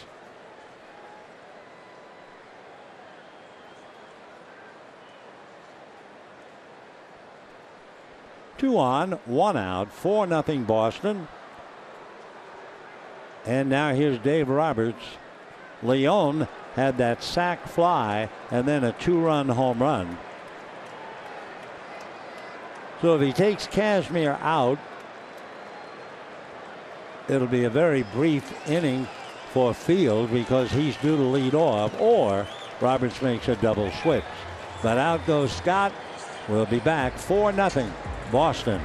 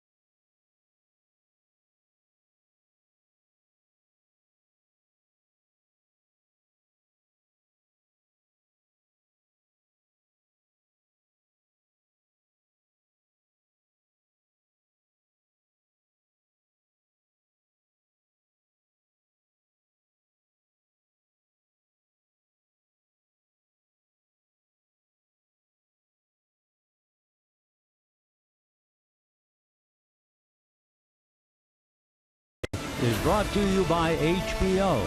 Hard Knocks training camp with the Los Angeles Rams Tuesday at 10 p.m. Kicking off August 9th on HBO. Dodgers in trouble right now, down 4-0. Sox have runners at first and second with 1 out, and Sandy Leon sac fly and a 2-run home run facing Josh David Fields. He's from Hull, Georgia, born in Athens. A Mariners first-round pick out of the University of Georgia back in 2008.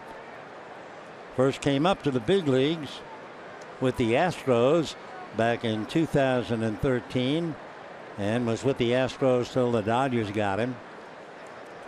Had a scholarship to the University of Georgia, and he didn't sign with the Braves when they chose him in 2007. And ball 1. So Scott Kazmir made 91 pitches, charged with at least 4 runs. 2 men on the base paths, his responsibility as he goes 5 1/3.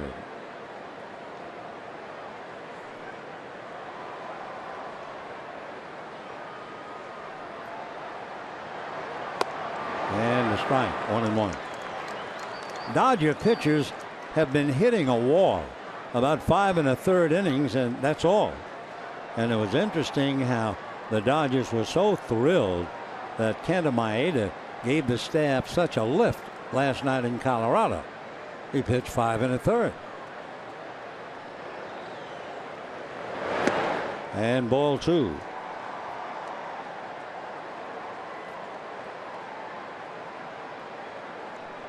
When Josh Field signed a contract with the Mariners, having turned down the Mariners earlier and the Braves, he finally signed for a $1.75 million contract.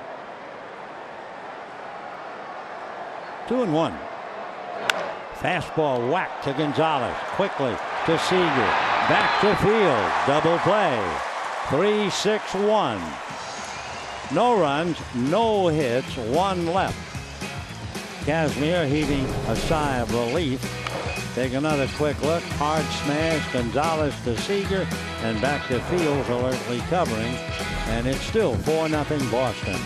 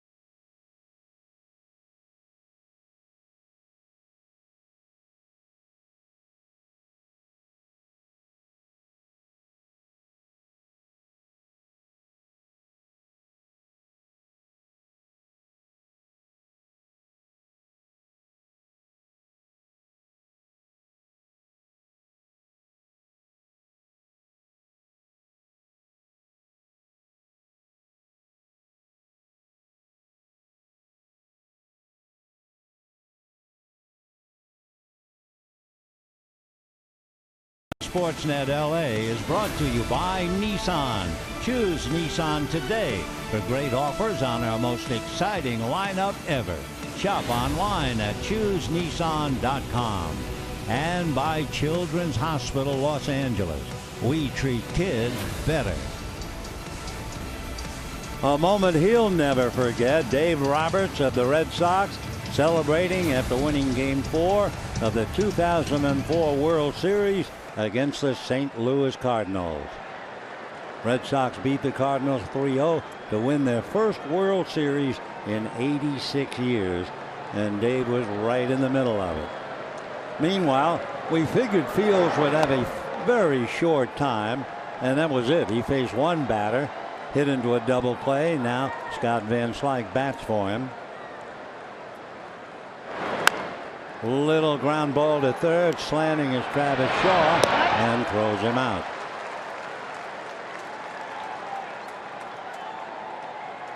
So 1 away, and Chase Utley coming up. Second baseman Chase Utley. Dodgers have 1 hit. A clean double to right field by Justin Turner in the first inning. But they've had to knuckle under against Stephen Wright. Turner struck out last time up. Half a dozen Dodgers have struck out tonight against that dazzler, that knuckleball.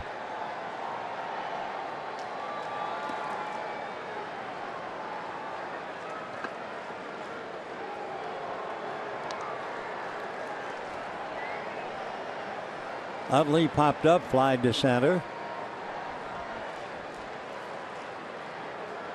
Knuckleball lifted to shallow right. Coming in is Betts. So 2 down. the batter will be Corey Seager. Shortstop. So Corey Mookie handling Seager. that easily. The outs have not been hard outs, just a lot of fly balls. Seager flied to left, grounded out.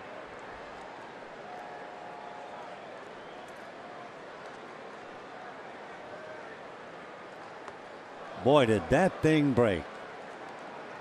For a minute there, it looked like it was going to be up out of the plate. The next thing you know, it's there, and then look at that dead fish. No rotation whatsoever.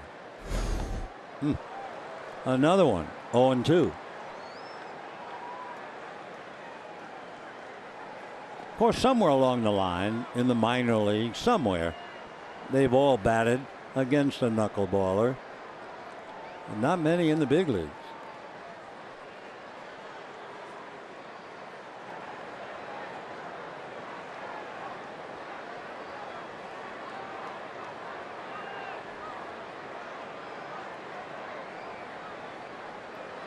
One and two.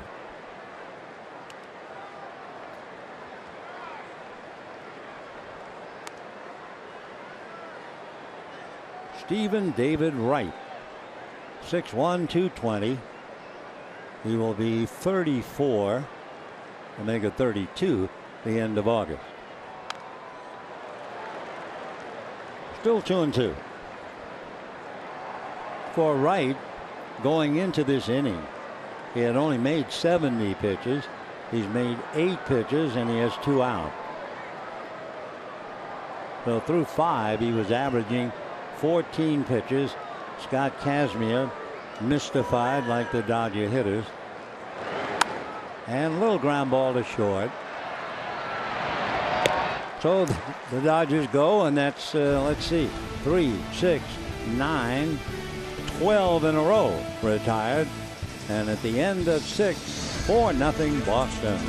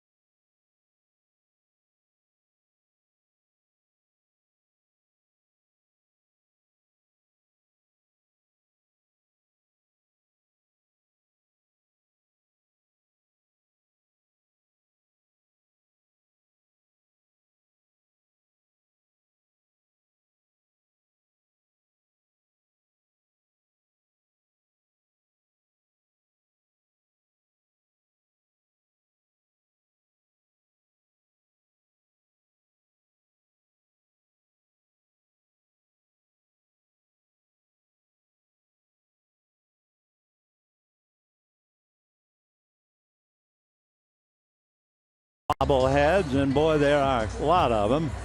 Garcia Parra, Pudge, of course, Hideo Nomo in a Red Sox uniform. Yep. Bring back a lot of memories as you recognize a lot of the faces.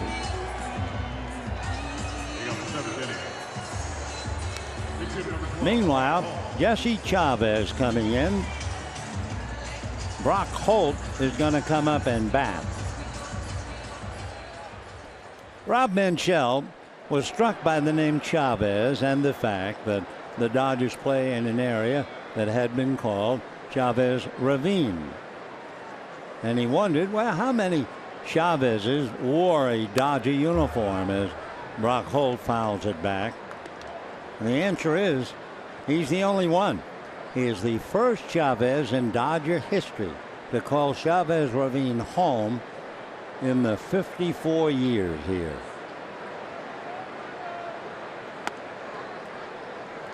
Jesse David Chavez is from Victorville, lives in Riverside, lives in a home that's 100 years old, so he's very interested in antiques.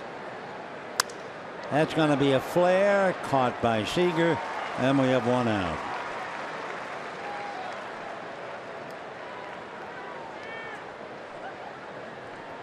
Pitcher Stephen Wright.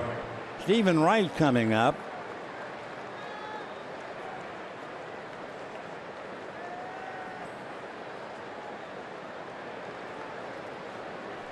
He is struck out and lined out to short.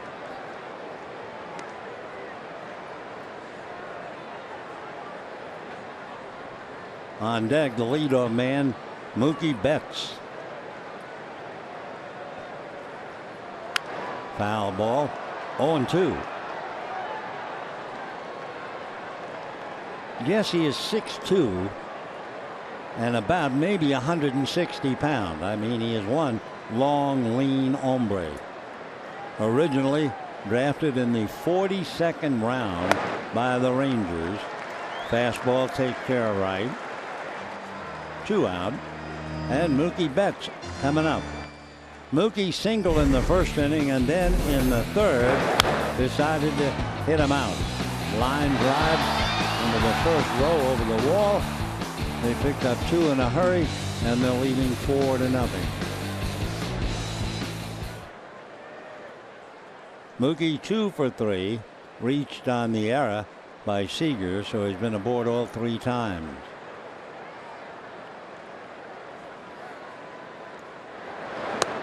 Strike.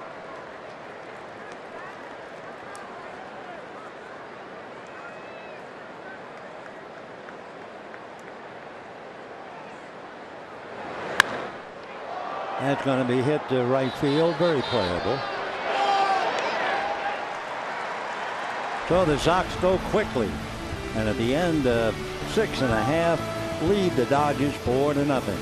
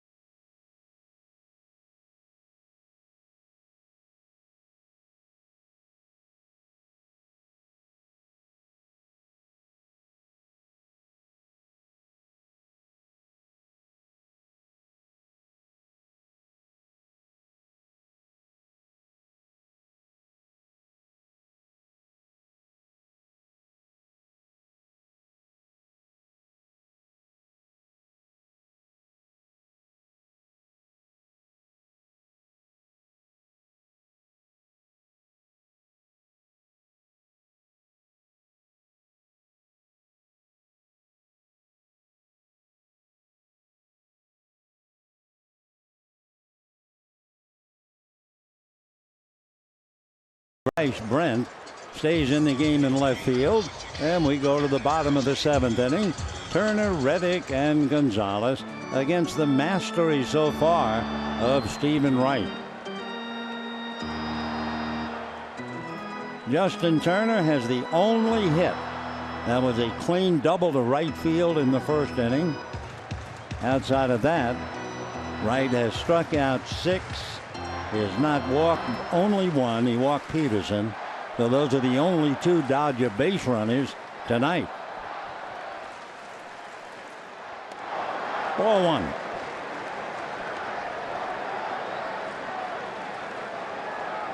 Stephen Wright with a record of 12-5. 2-0. Eduardo Rodriguez and Ross Stripling tomorrow at 1:10.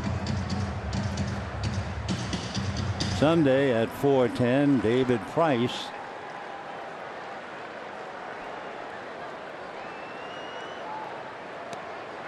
That's a strike. Rick Hill on the mound for the Dodgers.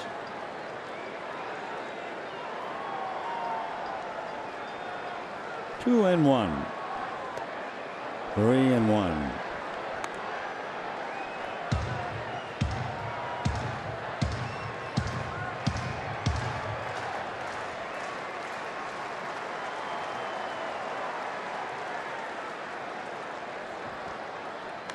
Three and two.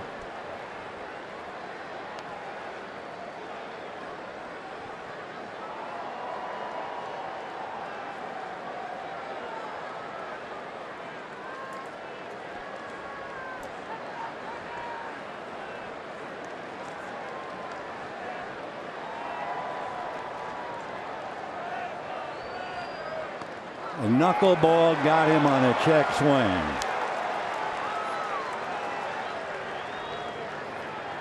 Turner goes around like that on that knuckleball. 7 strikeouts for Wright.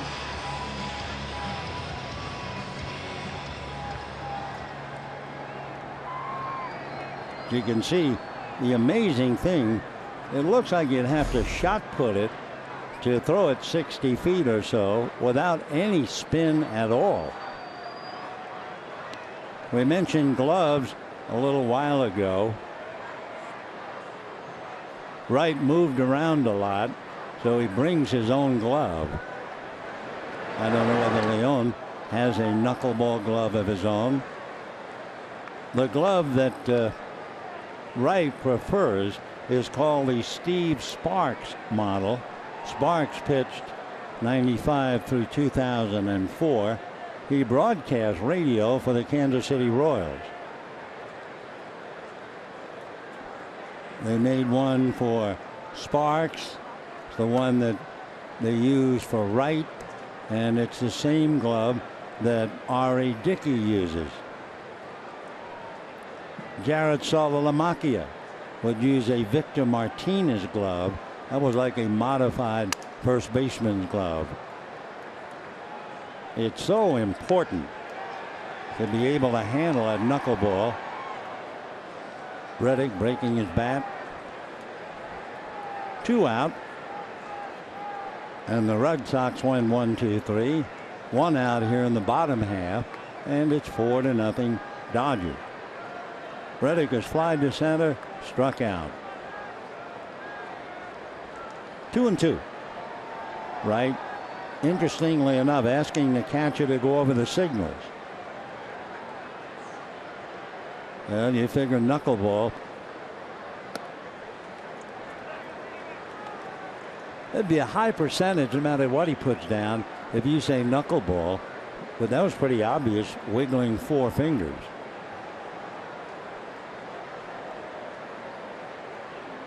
Whoa, what was that? Whoa, that looked like a curveball. Can we take another look at that beauty? Up there and down there. Gee whiz. What a night he's having. So that's 8 strikeouts and 2 down in the 7th inning.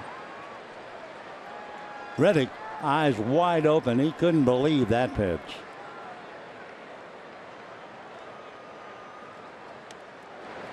That's 14 in a row retired by Wright. Adrian Gonzalez struck out, fly to center. High fly ball to left and deep. Holt making the catch. And the Dodgers tiptoe through the 7th. Boy, he's looking at Stephen Wright as the Dodgers by his knuckles. and it's 4-0 Boston.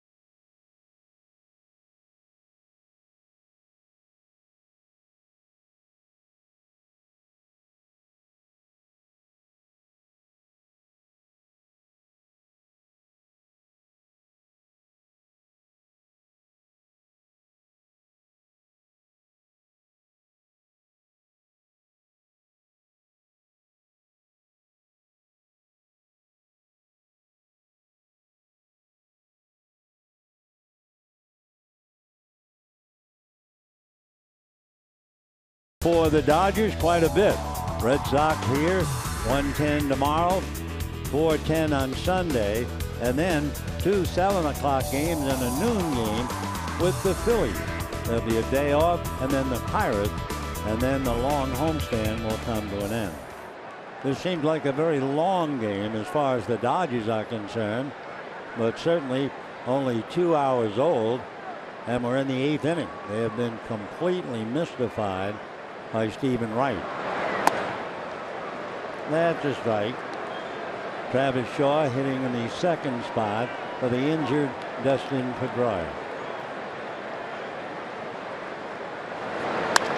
Big swing and a line drive to right field, gone. So Travis Shaw hits it out against Jesse Chavez. For Shaw, that would be his 14th home run. That means 3 home runs tonight and 139 home runs for the Red Sox. Shortstop number 2, Xander Bogaerts. 139. Wow. Dodgers have 121. And there goes Big Papi. He's there to immediately remove the helmet.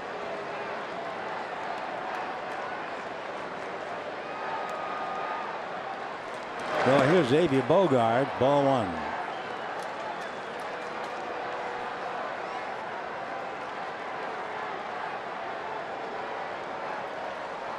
Bogaerts, 2 fly balls, hit into a double play, but this time singles up the middle.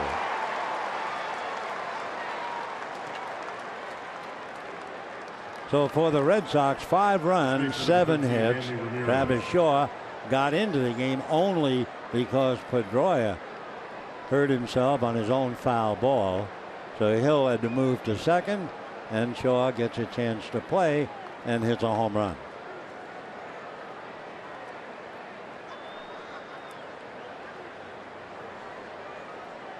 Hanley Ramirez.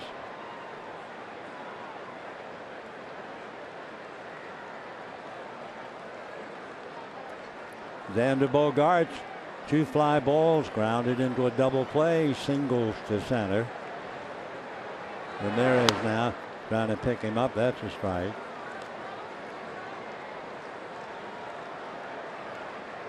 Oh, and 1.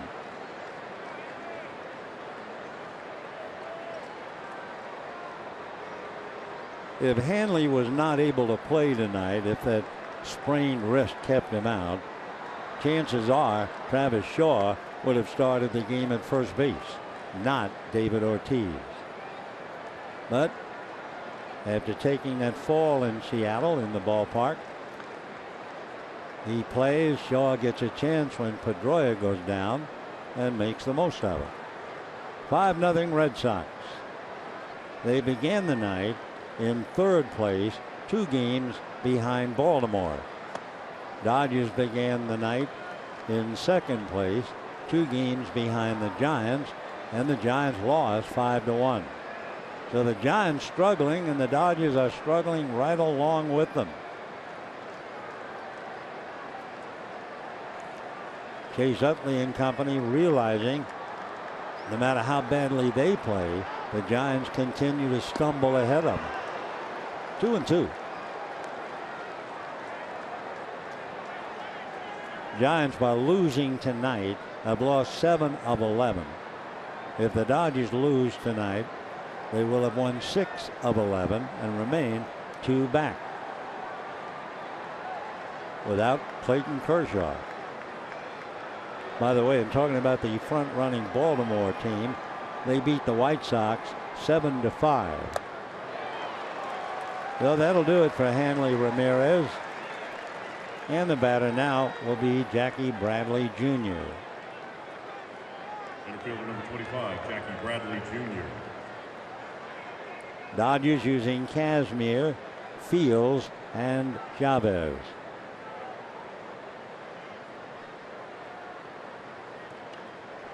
If you just tuned in, would you wonder who was playing if I said Fields relieved by Chavez?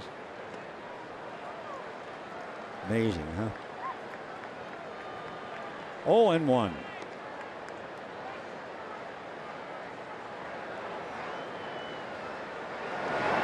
Jesse Chavez. We mentioned earlier that he's very interested in antiques. His house is 100 years old.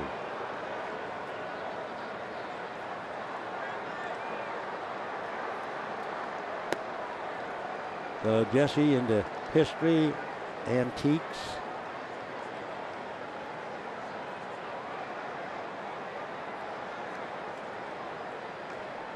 He said we want everything to be old or look old, so a lot of times we get new stuff and make it distressed. 1-1. Chopper foul.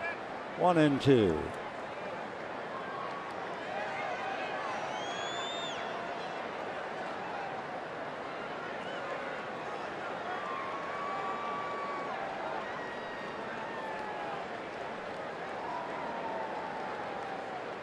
Bradley Jr. hit into a force play, struck out, walked.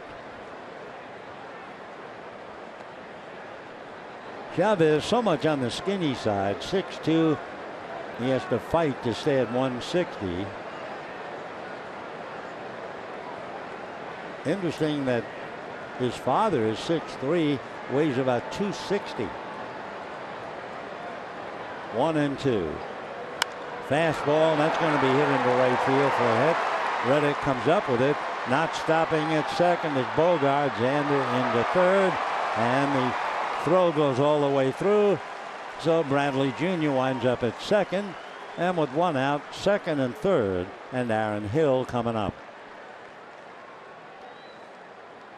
So Bradley Jr. line drive single to right. So in the inning, they've had a home run, 2 singles. Now with 1 out, Aaron Hill. Single to center and walked twice. Scored a run.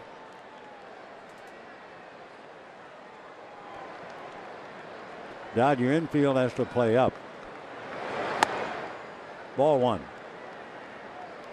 On deck is the catcher, Sandy Leon.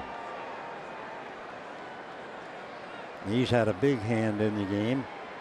2-run home run and a scoring fly ball. 2-0.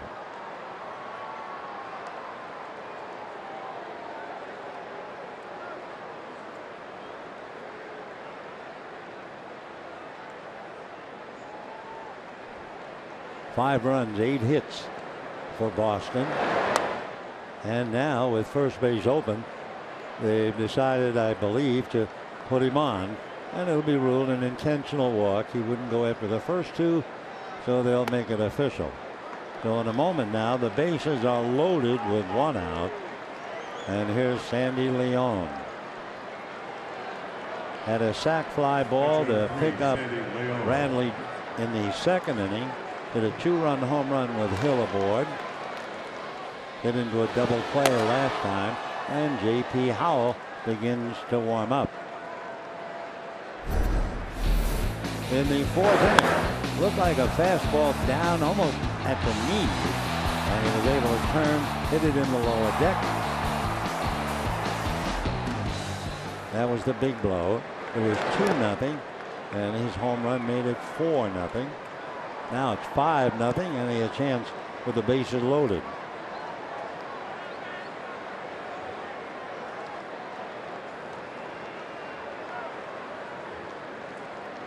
Sandy Leon out of Maracaibo, 27-year-old catcher. That's a strike. Pretty handy to have a switch hitting catcher. He hit his home run with a man aboard, batting right-handed against Scott Kazmir.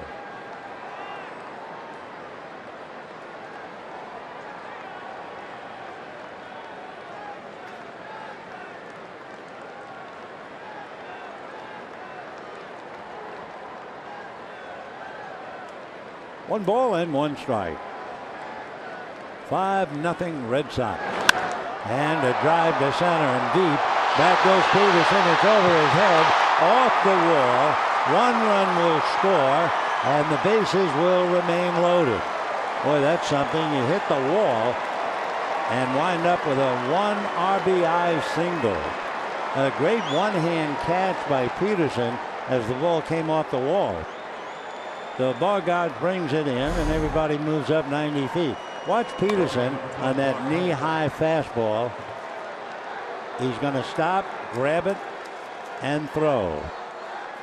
So Leon, a line drive off the center field wall, about as long a single as you're going to see anywhere. So Hill went to second. Bradley went to third, and scoring was Bogard. So it's now 6-0 Boston.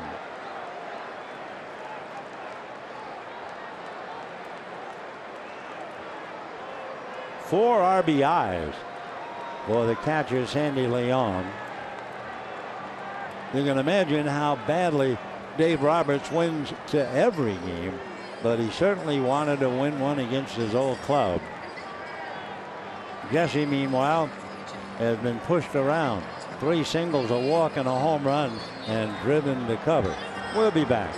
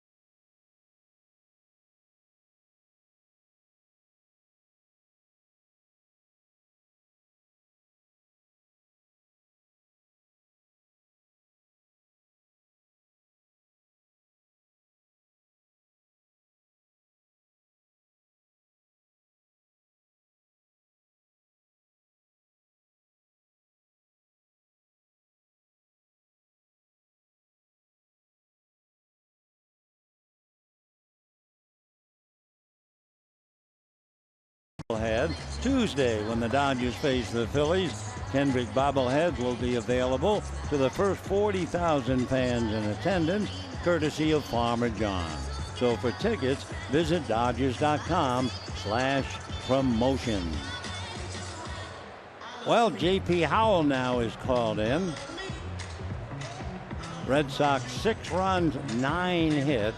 Dodgers have 1 hit. That was a double by Turner in the first inning, and we're in the 8th. Bryce Holt, who picked up for Bryce Brent. Holt coming up. Red Sox in the last 20 years have had 2 players hit for the cycle, and Brock Holt was one of them. Of course, before those 20 years, they had a lot of cycle hitters.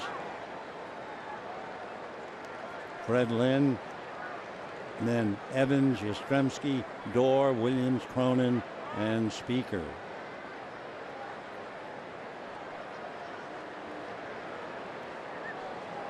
Oh and 1. Bradley, Hill, and Leone all out on the lines. That's a little low. 1 ball and 1 strike. By the way, Leone over there at first base is due a little extra mention. When he hit his home run against left-hander Scott Kazmir, that means he's hitting .462 against left-hand pitching. And with his base hit here in the 8th, he's hitting .324 against right-hand pitching. 2-1.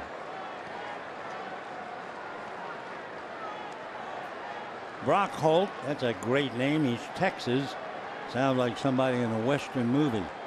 Brock Wyatt Holt. Play almost anywhere. First, second, short, third, the outfield. 2-1.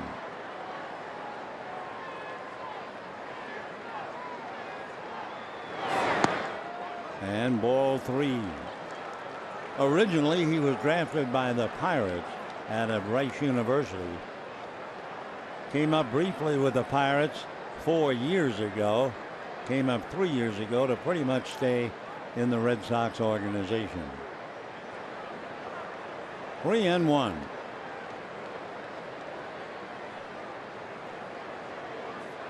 And ground ball to Utley, and it gets by him. So it looks like 2 runs will score on the error. The Red Sox lead 8-0, and even veterans make that mistake.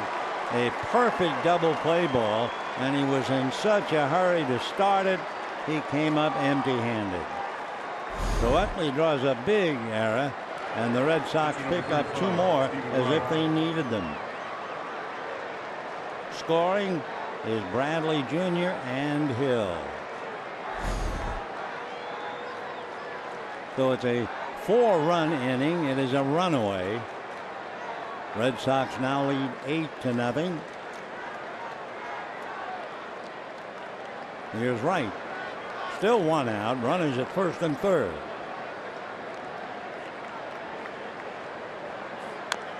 Ground foul. 0-1.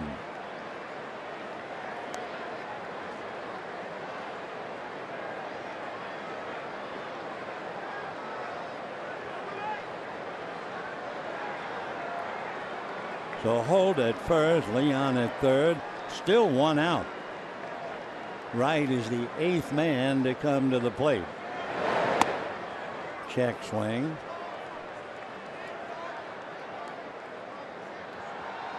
Eight runs, 9 hits for the Red Sox. No runs, 1 hit, and 2 errors by Seager and Utley, the heart of the infield. No, that'll take care of Wright. He's had 4 at-bats, struck out 3 times. Who cares? He's pitching a 1-hitter. And the batter will be the leadoff man, Mookie Betts. Mookie is singled, homered, and reached on Seager's error.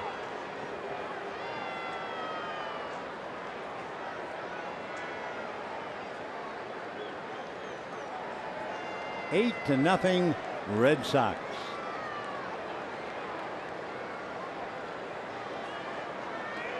Leon down the line from third.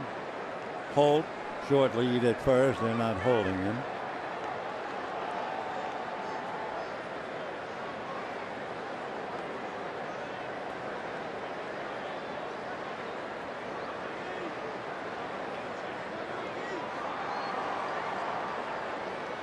And ball one.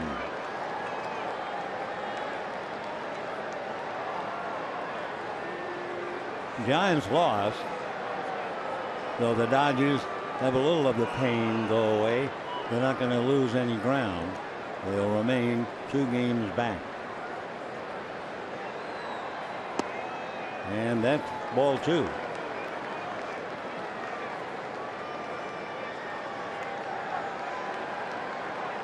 Well, they certainly didn't need Big Papi tonight.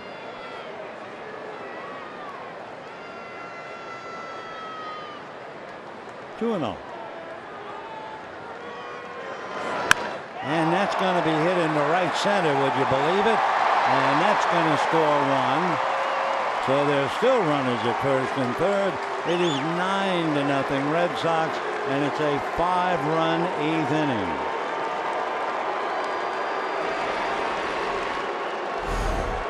So Betts comes up with his third hit.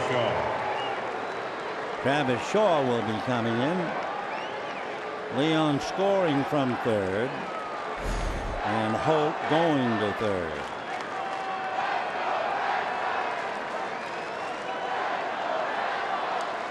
Well, everything that we've read, everything that we were prepared to see by the Red Sox was they were a #1 offensive team. They now have scored 590 runs this year. Their pitching has not been good at all, and yet their pitcher tonight has allowed 1 hit. So 9-0 Red Sox, 9 runs, 10 hits. Dodgers no runs, 1 hit. Shaw homered to start this inning, and golfs a little chopper to Gonzalez. He feeds his man coming over, and that mercifully is the last inning. But a high 5 on the board for the Red Sox, and it's 9-0 Boston.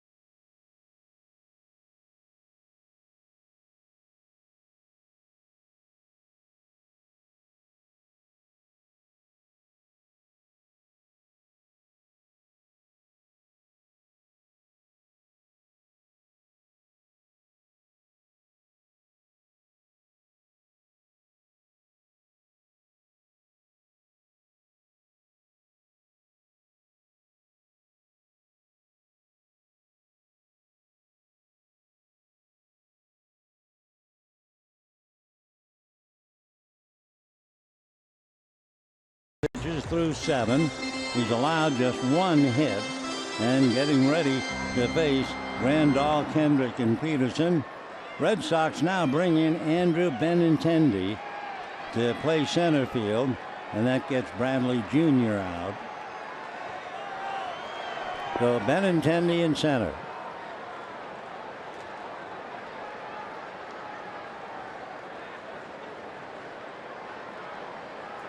Grandal has struck out and grounded out.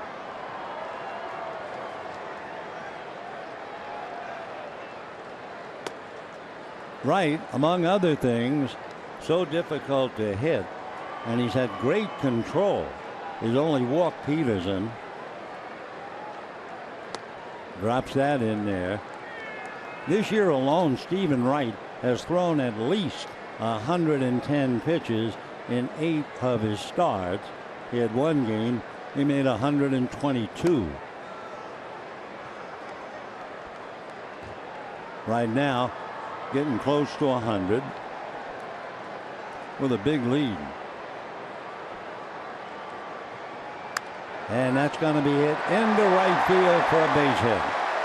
So under the heading of a murmur of protest, with the Dodgers down 9-0, Grandal singles to right. The fielder, number 47, Howie Kendrick. So Howie Kendrick will be coming up. Howie has struck out, single to right.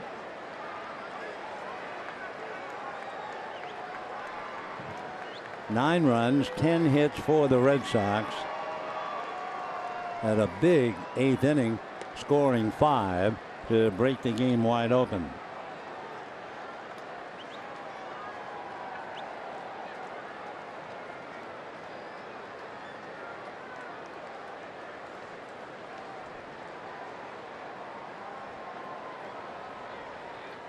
The Red Sox were retired in order only once. That's a fly ball into shallow right center. It's going to be the right fielder Betts. So 1 out and Peterson coming up. Say, friends, on the road traveling, you want to watch your Dodgers? Well, you subscribe to MLB.TV Premium for live or on-demand baseball, and you can get it on over 400 devices. Blackout, other restrictions apply, but visit MLB.TV for details. 1 out, 8th inning. Jock Peterson walked and struck out.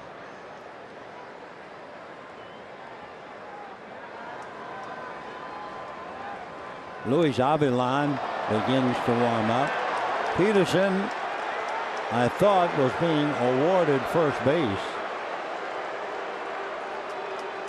Dave Roberts now coming out to talk to Jim Wolf. Take another look. Now I wonder, it's an old call. It brings back a lot of memories. He made no effort to get out of the way of a pitched ball. And that brings up Don Drysdale's long streak. Dick Dietz, a giant catcher at the home plate. Bases loaded. Dietz hit by the pitch.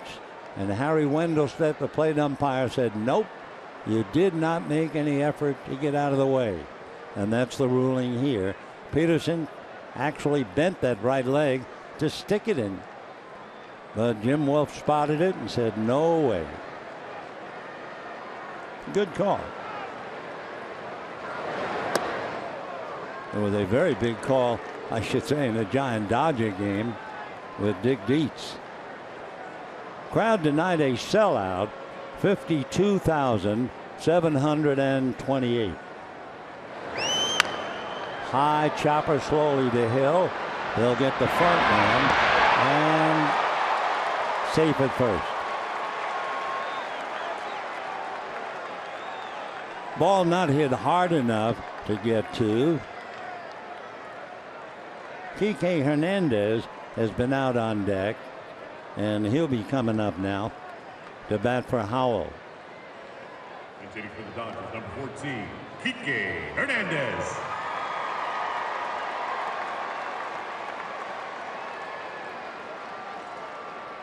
Hernandez, since coming off the DL, 1 for 8. He missed about a month. And looks at a knuckleball for a strike. 0-1. Leon's been doing a great job behind the plate. He has not had a pass ball. He seems very much in control of that knuckler. That's a great honor all by itself. Check swing, strike, 0-2. Leon did something. I'll see if he does it again with a runner at first. Does he hide his right hand? Watch that right hand. Yeah, he's going to hide it. The score, 9-0, has a lot to do with it. That really crossed him up. If the bases are empty in a normal game and you have a man on base, you can't hide that right hand. You have to be ready to throw. But in this one, it's 9-0 Boston. Leon's had a great night with the bat. No sense sticking your finger in one tonight. Hit down the right field line. Betts will like to play it on a bounce. Rounding second. On his way to third goes Peterson. So Kike, a base hit. And the Dodgers have runners at first and third. First time they've gotten a man to third base. And the batter will be Chase Utley.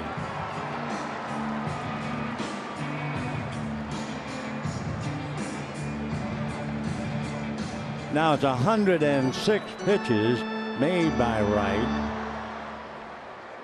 Carl Willis, the pitching coach, on the phone, and they'll get somebody up in the Sox bullpen.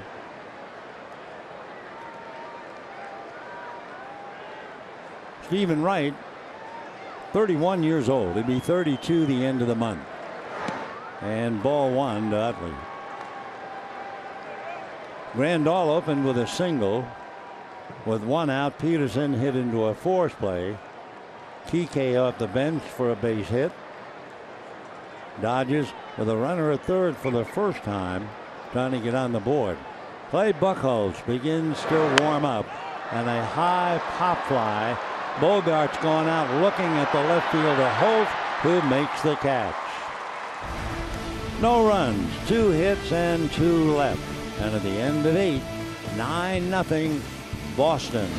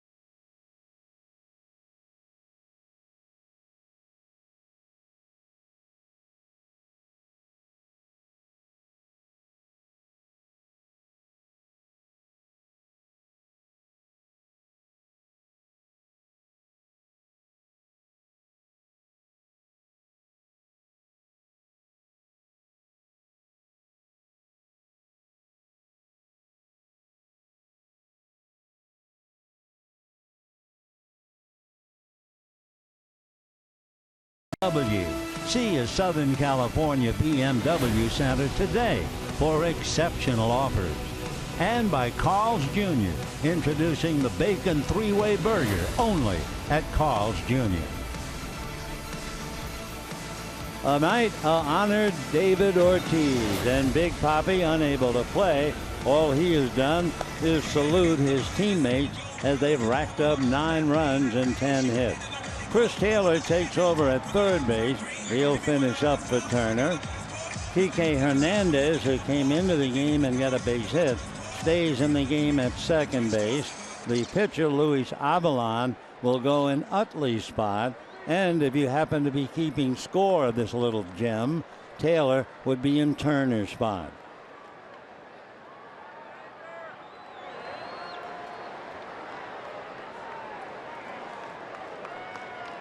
Xander Bogaerts will start it off.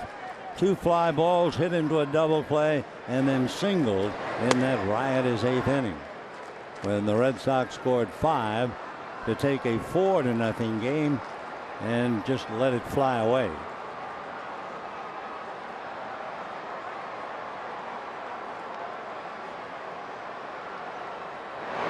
Nine runs, 10 hits. Stephen Wright, the pitcher, does not have a hit.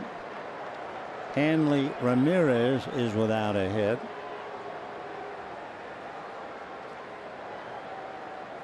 Jackie Bradley Jr. has a base hit. So Ramirez is the only one without a hit. Stephen Wright, by the way, has now made 108 pitches. So we'll see if they're going to send him out for the 9th inning or not.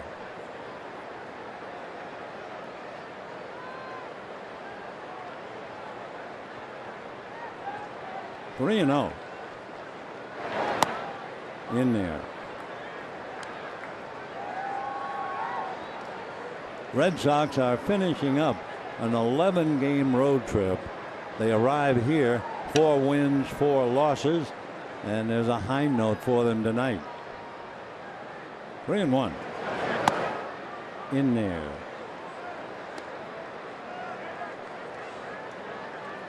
Bogaerts, Ramirez, and Bradley. Bradley's out now. That's right. Benintendi takes over. Chopper foul. Still 3 and 2.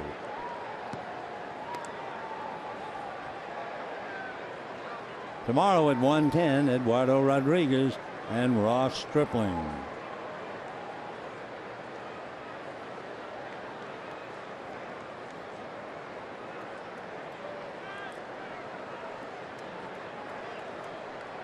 Avilan, the 5th Dodger pitcher.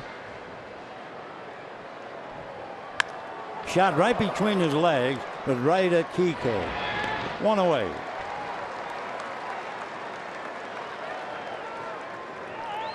That'll bring up Hanley, the only one without a base hit right now. Right through the sticky wicket, but right to Hernandez.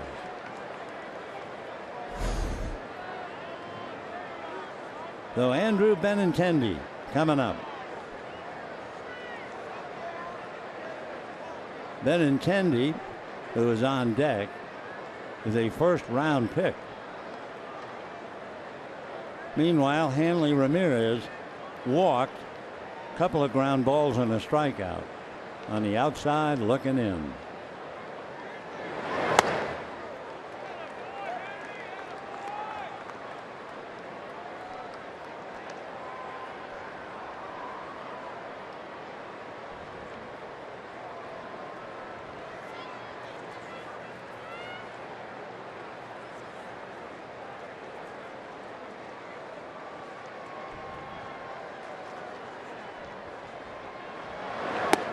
By the way, we've stressed the Boston Red Sox have a great offense.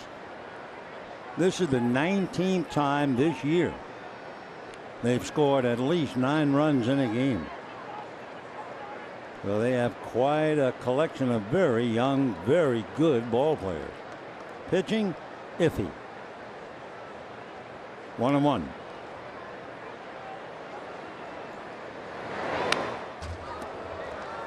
Ramirez swinging out from under his helmet. 1 ball and 2 strikes. 1 out, bases empty in the 9th. Red Sox scored a run in the 2nd, a run in the 3rd, 2 in the 4th, and then exploded for 5 in the 8th.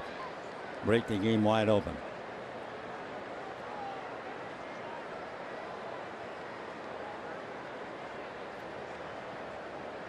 One and 2 to Hanley.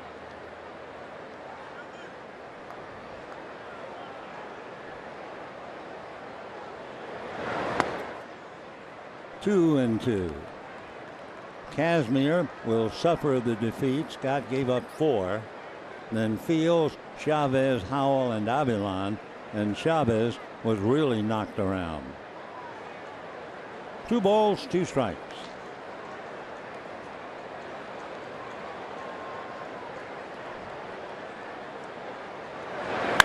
And hit foul off first. Gonzalez will not have a play. Tell you a little bit about the young man on deck, Andrew Benintendi. He's a #1 pick just last year out of the University of Arkansas. How good do they think him to be? Well, he signed for a bonus. Are you ready? $3,590,400 and some change.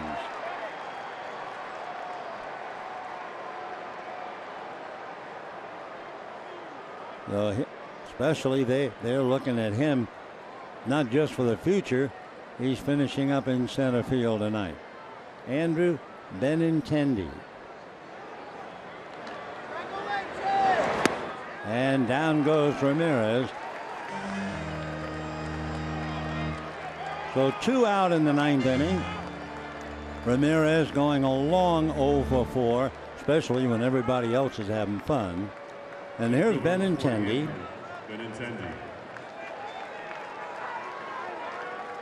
The Reds drafted him in the 31st round, but he said, no, I'm a hometown boy, but I'll move on. And he went to the University of Arkansas, and the Red Sox picked him last year in June for the number we just gave you. Ball 1. He's not a big man, listed 5'10", 175.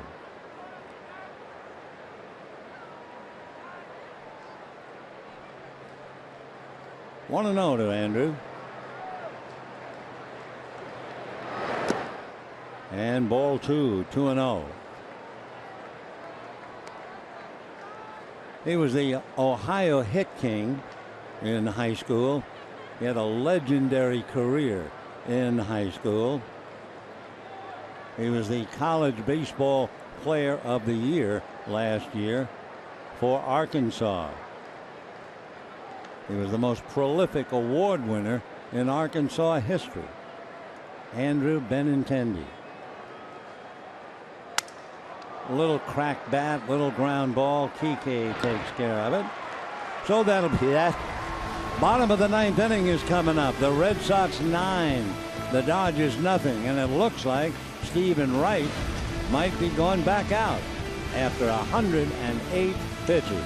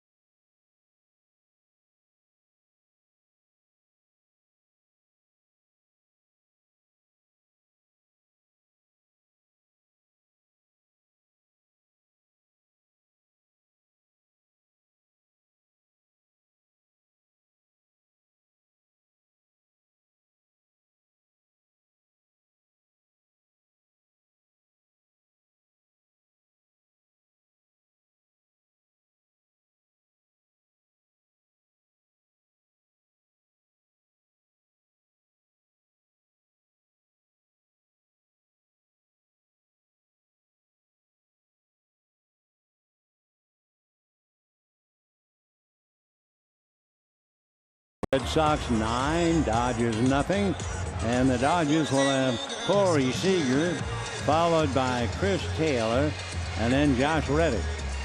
Stephen Wright, 108 pitches. He has not had really one inning where he's had to make more than 16 pitches. Have to look up his career to see just how many complete games he had. He had one in the low minors.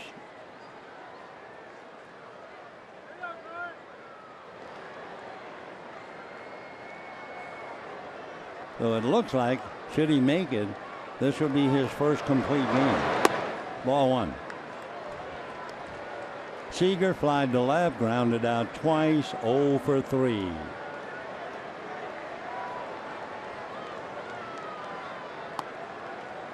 On the corner, 1-1.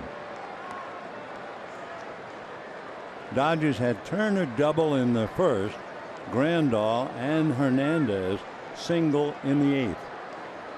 Utley and everybody else drew blanks. Pop fly left side, Shaw and Bogaerts, and it's Shaw. So Seager goes 0 for 4, 1 out in the 9th, and Chris Taylor coming up. Third baseman number 3, Chris Taylor. Well, they were talking before the game about how the Red Sox didn't get here till the wee small hours this morning.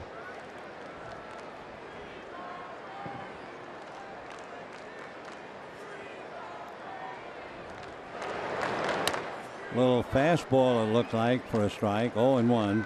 So Big Papi having a very pleasant night, spectator only, awarded before the game. Couple of checks, about total $20,000 going to his charity. Takes care of kids in trouble with physical problems. Wondering about Wright. He has 3 complete games, but looking for his first career shutout. Well, he's got 1 out in the 9th inning.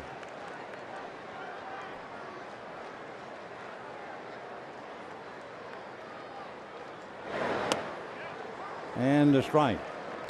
2-2. Dodgers no runs, 3 hits. Dodgers managed to get 1 man to third base, and that was in the 8th inning. Well, welcome to the club. Taylor comes up and the knuckleball gets him. 9 strikeouts for Stephen Wright. Right fielder number also, 11, Josh Reddick. At one stage, he had a string of 15 outs. That was broken with the 2 base hits in the 8th inning. So 2 out, and here is Josh Reddick. Reddick flied deep to right center in the first inning, struck out in the 4th, and struck out in the 7th.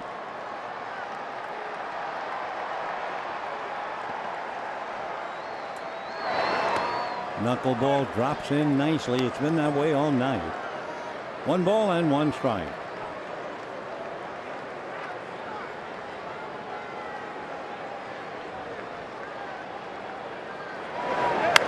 And a high pop fly, that ought to do it. Then the Bogaerts is calling and makes the catch. And the Dodgers go down 1-2-3. Congratulations to Stephen Wright. His first career shutout. A 3-hitter.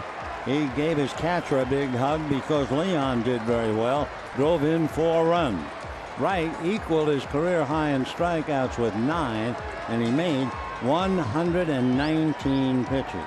What a performance by Stephen Wright, the man out of Moreno Valley by way of Torrance. The player, certainly Stephen Wright. A brilliant effort for him. Dodgers no chance. By the end of the 4th inning, they trailed 4-0 and had just 1 hit into the 8th inning. Dodgers wound up no runs, 3 hits, 2 errors. So the Red Sox win it. We'll be after each other again tomorrow at 1:10. Talk to you then. Till then, we wish you all a very pleasant good evening, everybody.